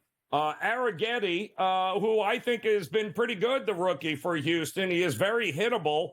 Going up against Harrison, who's been much better at home than on the road here. Do you trust Houston enough to take him in this one tonight? I did take him. Shocking, I know. But I like the under more. Arrighetti's been good. Last 3 starts, 2.57 ERA. We know Tucker's on the IL, so he's not playing. So I kind of like the under in this game. Harrison's been good. So the under is my favorite play in this game, but I took Houston as well here, smaller play. Mainly because Arrighetti has been good. Harrison, this smells like a 3-2 game, 4-2, something like that. I don't think we're going to get to 8 here. But do I trust Houston? No. I wonder if eventually they're going to mail the season in. They're going to say, okay, it's not our year. All the injuries they've had here, and now Tucker's out. Yep. I just wonder if eventually they're going to say, you know what, we're cutting bait. We're moving on. It's not going to be our year. Verlander is not Verlander. He finally realizes I'm 41 years old, and I'm not that guy anymore. So I don't think Houston's the team they thought they were going to be, and I wonder if they're going to move some pieces. It's getting close to that point. You know what else is getting close? Another goal in this hockey game. For the second time, George, Florida took a penalty while on a power play. And that's when Edmonton scored the first goal. So now Edmonton goes on a power play. They get another power play here for about a little over a minute. George, explain the rule with Florida on a major penalty on a power play. Edmonton gets a penalty, or Florida gets a penalty, and a goal is scored 4-on-4. It's an even strength goal, right? Nobody comes out of the box. That's the way. That's what happened for the first goal. Joe and I were on. I was trying to explain it, and I don't think I did a good job of it. But when it's like that, nobody comes out of the box, correct? Correct. You already said it. It's an even strength goal. It's 4-on-4. They don't get their guy back. Too bad. It's your fault you gave it up here. Dave, how do you feel about this? You want to increase scoring in the NHL? You get a 2-minute penalty? You're in there for the entire 2 minutes. I don't care if the other team scores 17 goals. 2-minute penalty. Yeah, serve it. That's a good point. Wow. I would kind of like that. And you can't ice the puck, by the way. Why do we allow you to ice the puck? You ice the puck? No, you can't ice the puck either for free. We're bringing the face-off back down. They won't do that because they don't want to delay the game here.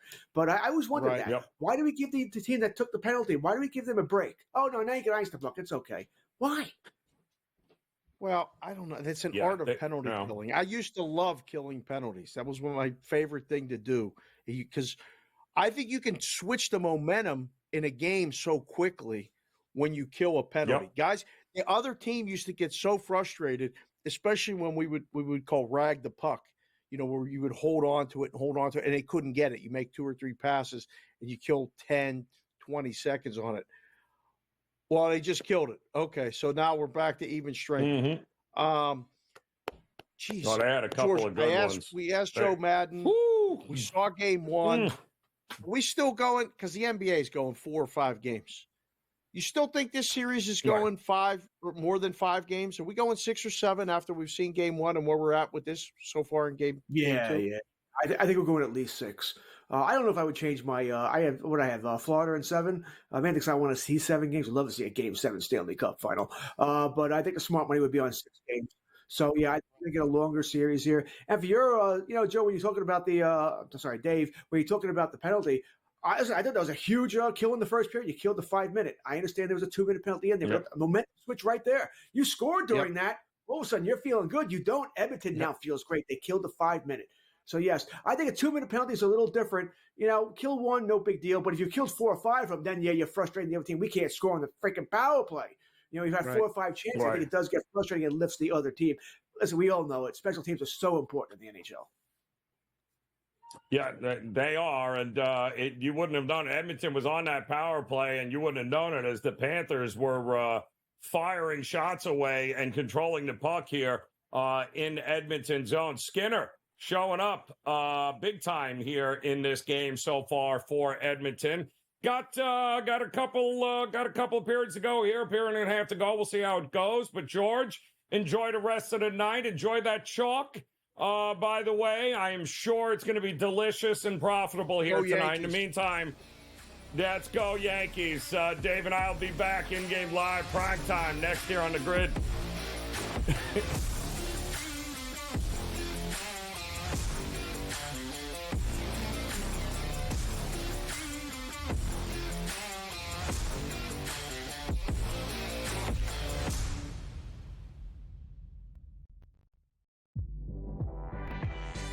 Look at the stats.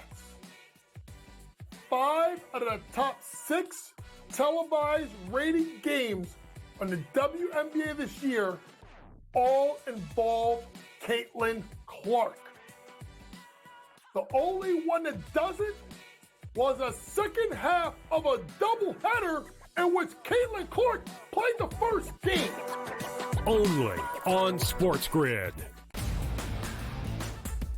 8 playoff games at home for Boston in Beantown. They are 6-2 straight up. The wild card, I would say, in this game is not necessarily, well, what are we going to get out of Luka Doncic, Kyrie Irving, Brown, and certainly Tatum. It is Kristaps Porzingis to me, because we're not getting back a player that's like, hey, rotational guy. Like, remember when Derek Lively went down with an injury? He was playing well, but a young player, like a piece. The early line. Only on SportsGrid. Garrett Cole is getting ready to come back too. I guess this. Look, they've played great without him, but you're not going to say to Garrett Cole, "Look, don't come back." I mean, it's a ridiculous conversation to have. They're not going to take any unnecessary chances. And look, they're at the point where they have a lead. They certainly are going to make the playoffs, I would say, barring some sort of complete collapse. And that's all it takes. Newswire. Only on SportsGrid. If you're in the room, what are you doing with the Judge MVP number? Books are now 2-1, standalone favorite. What are you doing with the Judge number? What do I do with the MVP? I let them bet Judge at what? Even money? Come on in. I mean, you have to acknowledge now that he's the guy. Game time decisions. Only on SportsGrid.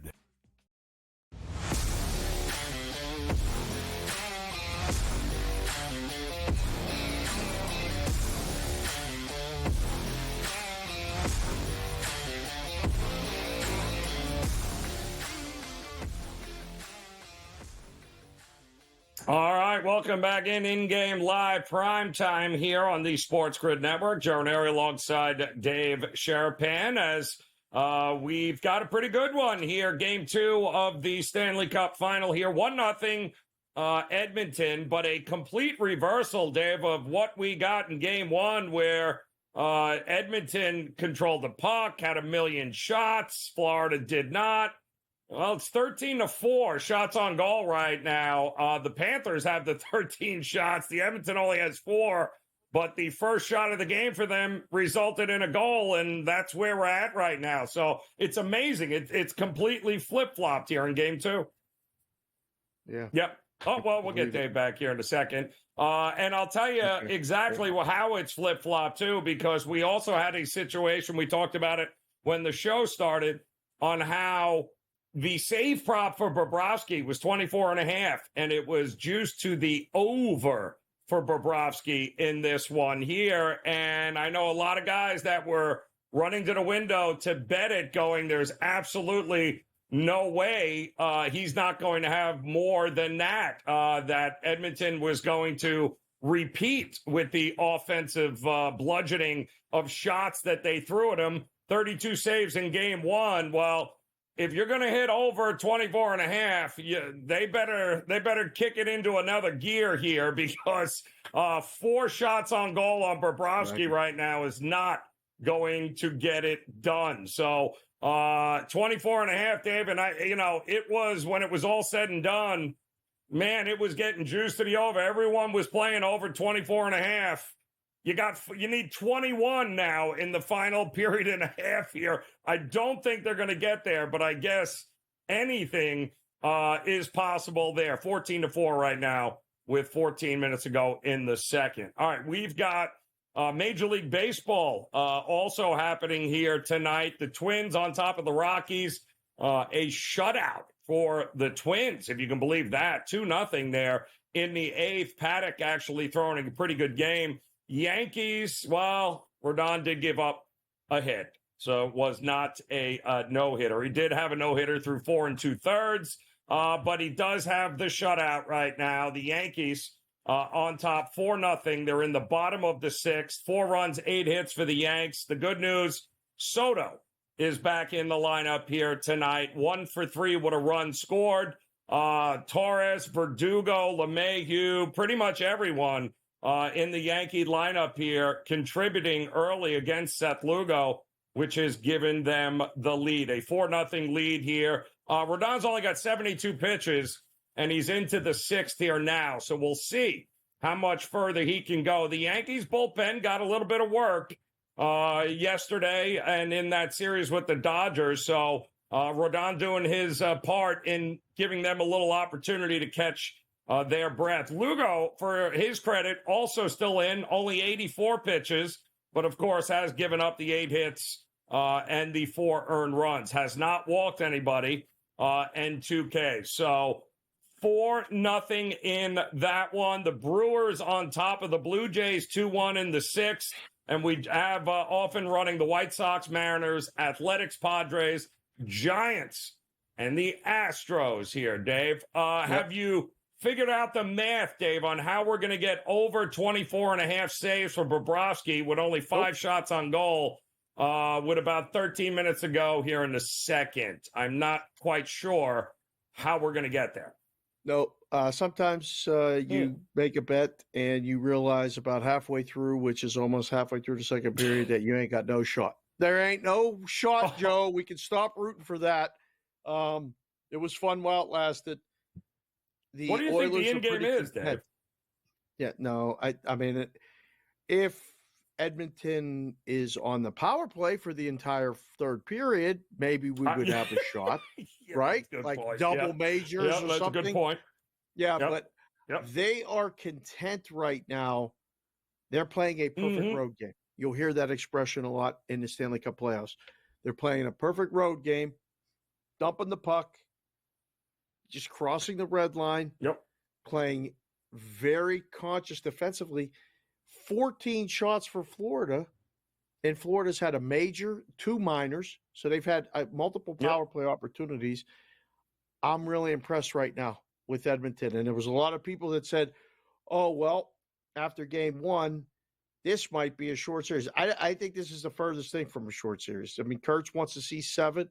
I think we could see 7. We got to get the jet gassed up. We'll talk to the big guy. I mean, we'll go right to Lou, get MC in there too, and say, listen, everybody come down to South Florida, Game 7, Stanley Cup. Everybody will be holding the ticket plus 198. That'd be fine. Let's go. I mean, we hold that ticket, just 7 games. We don't even have to sweat the winner or the loser. Can all go hang out after and maybe go to a Marlins game or something, or go to the track. No, nobody wants to do that. Yeah, nobody wants to go. Can we go to the track?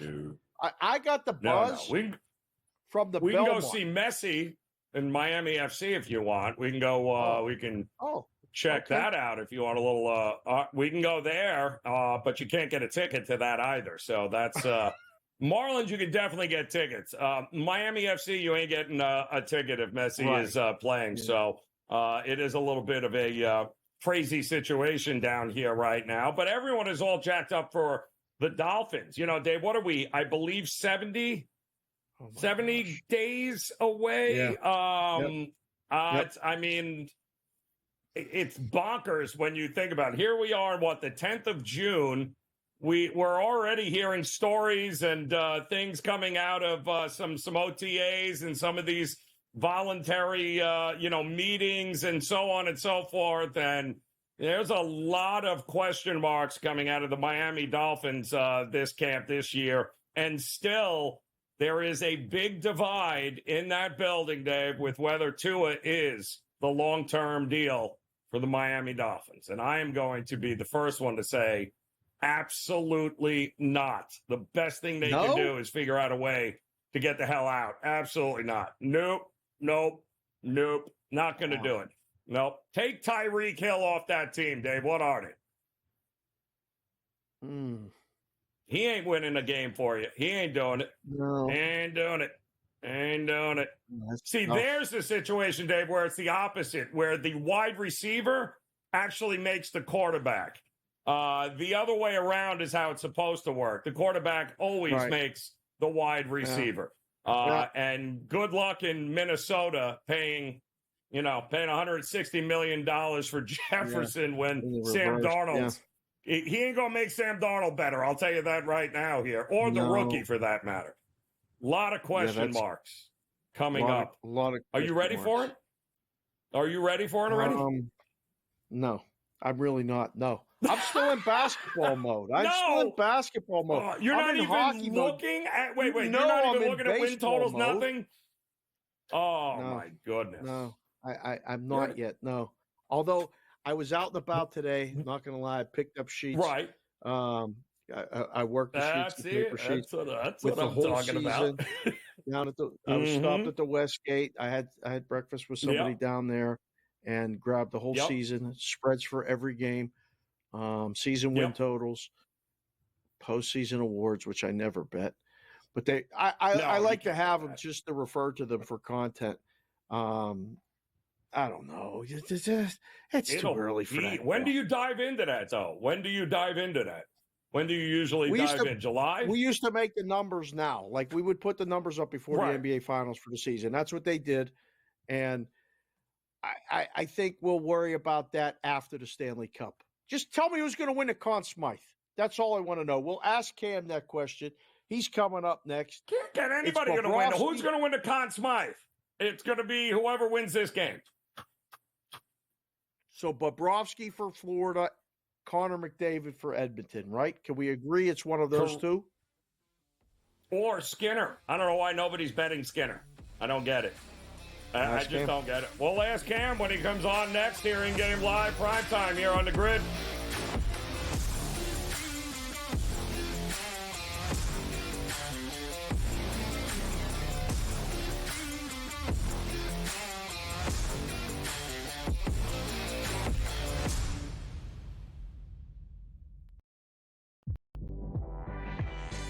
Look at the stats. 5 out of the top 6 televised rated games on the WNBA this year all involve Caitlin Clark. The only one that doesn't was a second half of a doubleheader in which Caitlin Clark played the first game.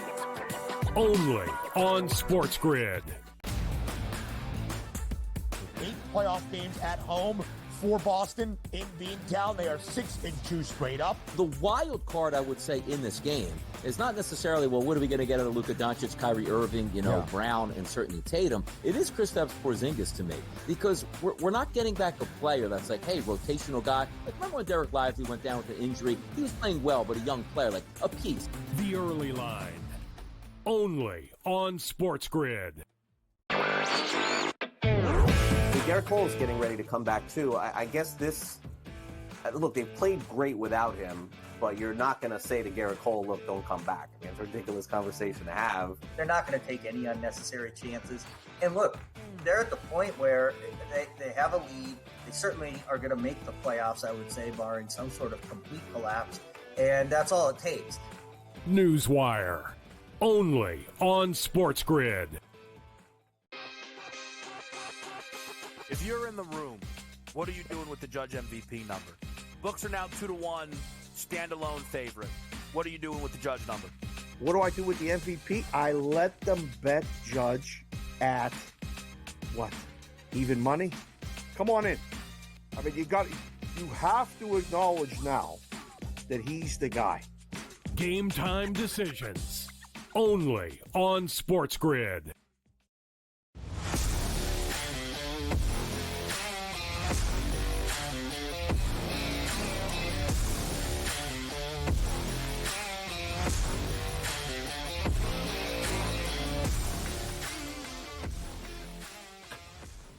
All right, welcome back in-game live, prime time, and guess what we got?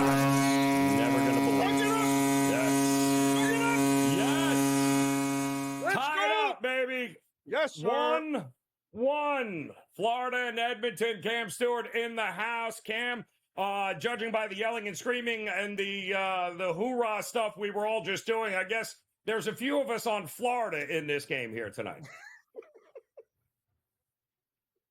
Yeah. Last time we did this stuff with SportsGrid, they went up to me and said, remember how they have the quotes and it's like, I am not a proud Canadian. You know how many, like, I've never had people attack me. I'm usually a very friendly guy in the world. Like, I've never had more people go, are you some kind of ass, you dummy? Why don't you go move to the States? And I'm like, guys, it was a joke.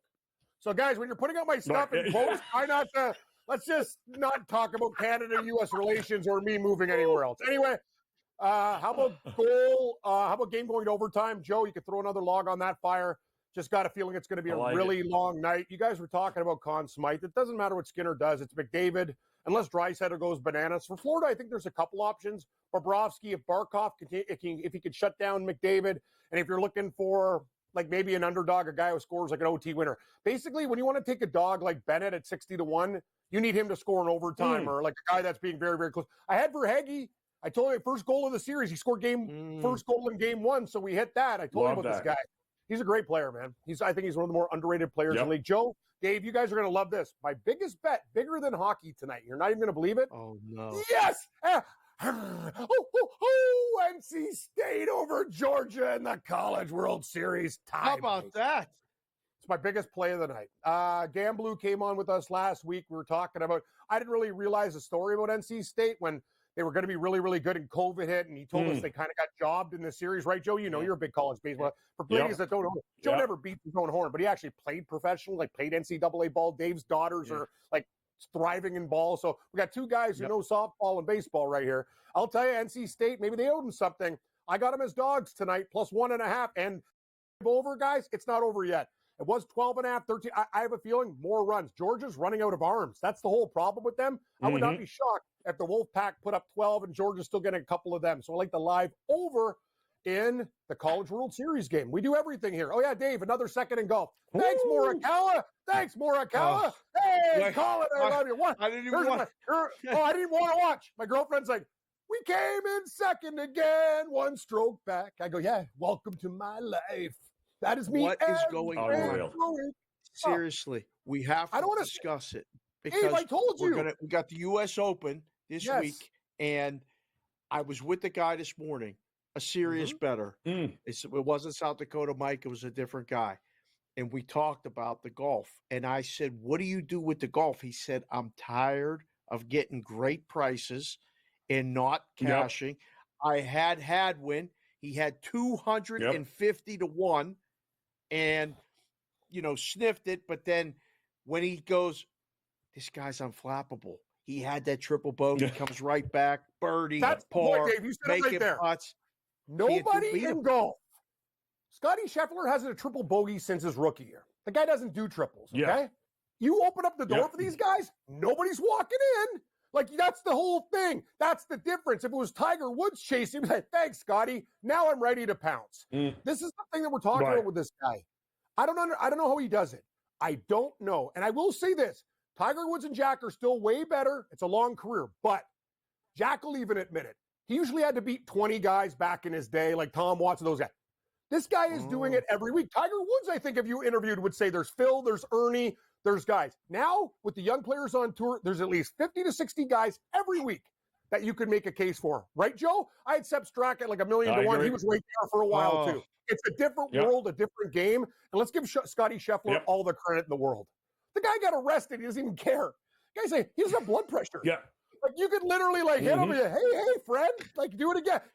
I don't understand. If you ran him over with a car, he'd probably apologize to you.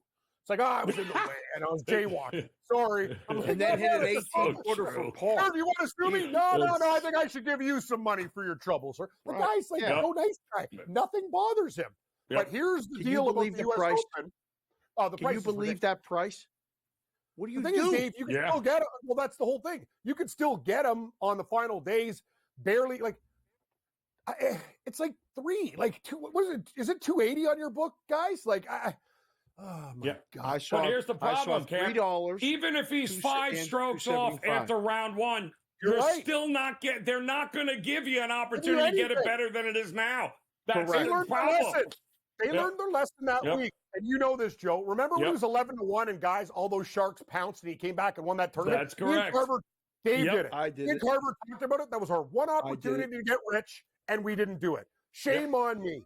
And I'm never going to let it happen again. We'll have golf picks this week. Unreal. And we're going to get it. I'm going to tell you something, though. This course, Gary Player and all these guys are already complaining. It's Monday. We haven't started the day.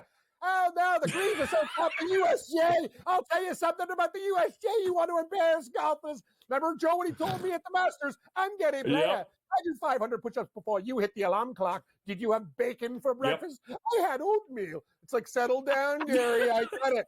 You could beat up kids. I just don't want to hear complaining about the tournament before we even get there. It's Monday. I Enough. agree. I agree.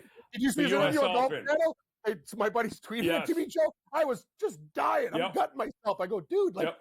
it's Monday today. We haven't even, like what?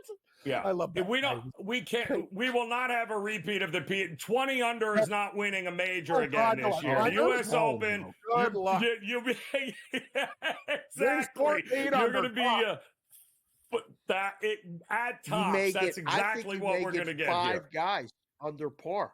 Like I'm there with you. may be five guys Exactly.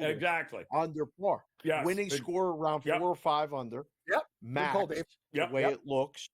Yep. And I don't know. I can't wait to watch it, but I know I was thinking of you on Sunday. I'm like, I guarantee he has a ticket on Morikawa. I would have bet $1 million you had it. Dave, my guys finished second, fifth, and I would have had another guy like in second or third or whatever, but Hovland crapped himself in the pants. I've never seen him do. My girlfriend's like, what happened to Victor Hovland? That was terrible. That guy killed me almost, but thank God he was T12. Did you have I thought he might be Dornoch? T20. Did you have No. Dornoch in the No, I had the Belmont? I had the 10 horse, of course, Dave. The second. Oh, Nobody had Dornoch. Comes in second. That's a Stewart. prop. 10 o'clock, join me in I Morency. can't. Hopefully we can hit a winner. Cam, second again, Stewart, coming up top of the hour with Gabe Morency. We'll be back to close it out next.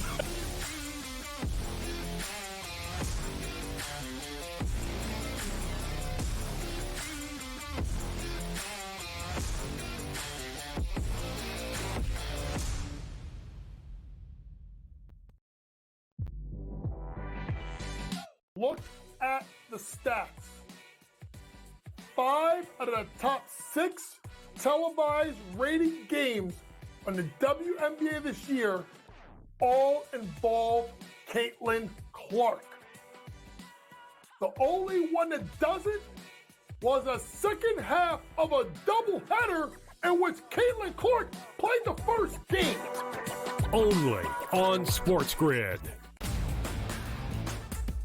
8 playoff games at home for Boston in Beantown. They are 6-2 straight up. The wild card, I would say, in this game is not necessarily, well, what are we going to get out of Luka Doncic, Kyrie Irving, Brown, and certainly Tatum. It is Kristaps Porzingis to me, because we're not getting back a player that's like, hey, rotational guy. Like, remember when Derek Lively went down with an injury? He was playing well, but a young player, like a piece. The early line.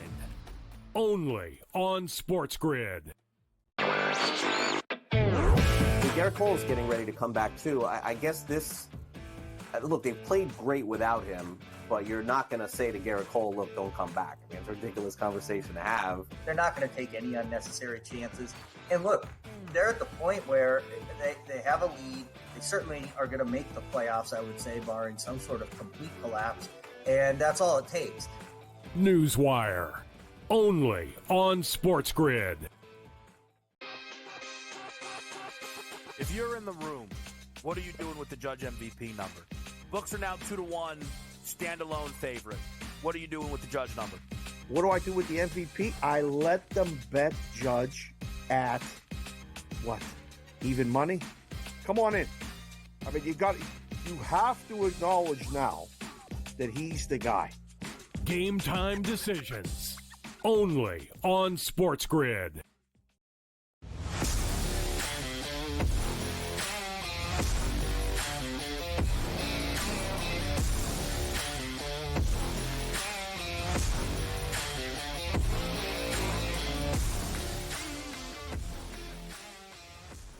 All right, welcome back in as we look to close out this edition of InGame Live Prime Time. But don't fear, plenty still going on around the sports betting landscape. And Sports Rage and Cam Stewart, Gabe Morency. They're coming up here in just a few minutes. In the meantime, we are still knotted at one apiece here, Dave, with about 5 minutes to go.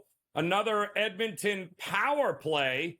They've got about 60 seconds left in it, but so far the power plays have not they have not been good in this series to either team. The power play killing has been phenomenal here, but the defense really on both sides has been top notch on both sides. Yeah. I just showing a graphic on Leon Draisaitl with 6 power play goals in the playoffs. Yeah. Not any this series, not any recently.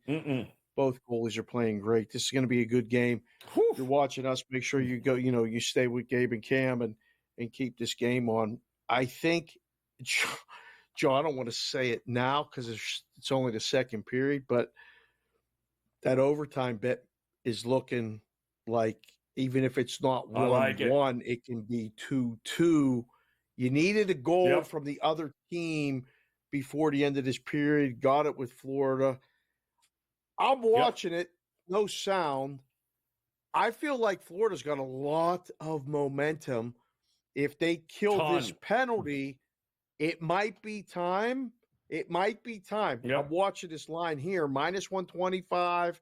It keeps moving. It might be time to bet Florida. It might be time to bet Florida right now. The time was plus 170 to bet them, but I'm not opposed to taking a stab at the under 4.5 too, Dave, because I'm telling you, this it could be next goal wins. That's how good the defense is playing. It looks like we got another penalty here, and now Florida is going on a power play. After a slashing call by Bouchard. Just unbelievable. Now, some of these have been pretty ticky-tack, Dave. We're being honest. Some of these penalties have been...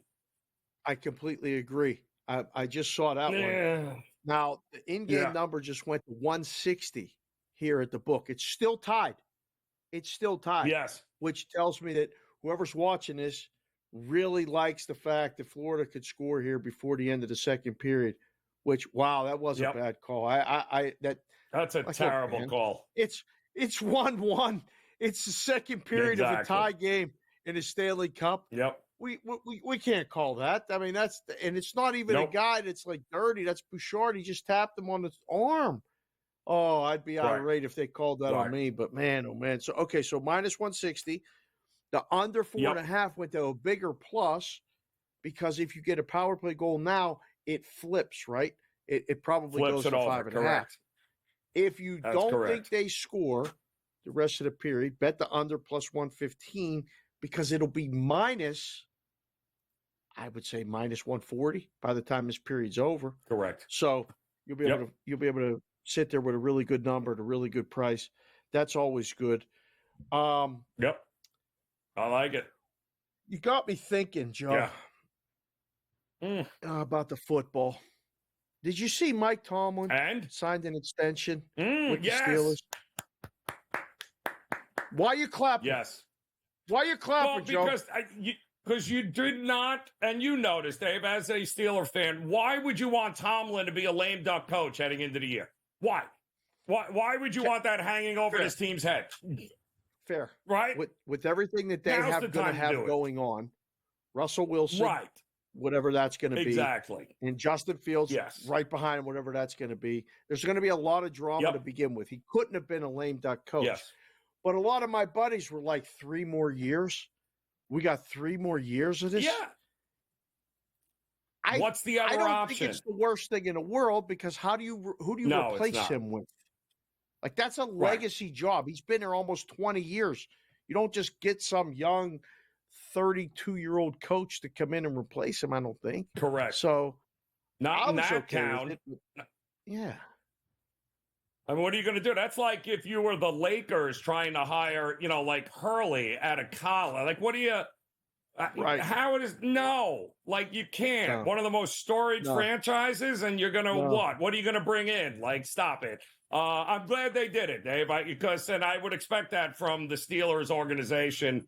They don't shoot themselves in the foot nearly as much as like my New York Jets, but that's a story for another day. 1-1 more of Gabe Morency. Cam Stewart is coming up. They will finish the game for you. Also keeping an eye on the Major League Baseball schedule. Dave and I will be back. Another edition of In-Game Live Primetime tomorrow. Cheers. Enjoy it.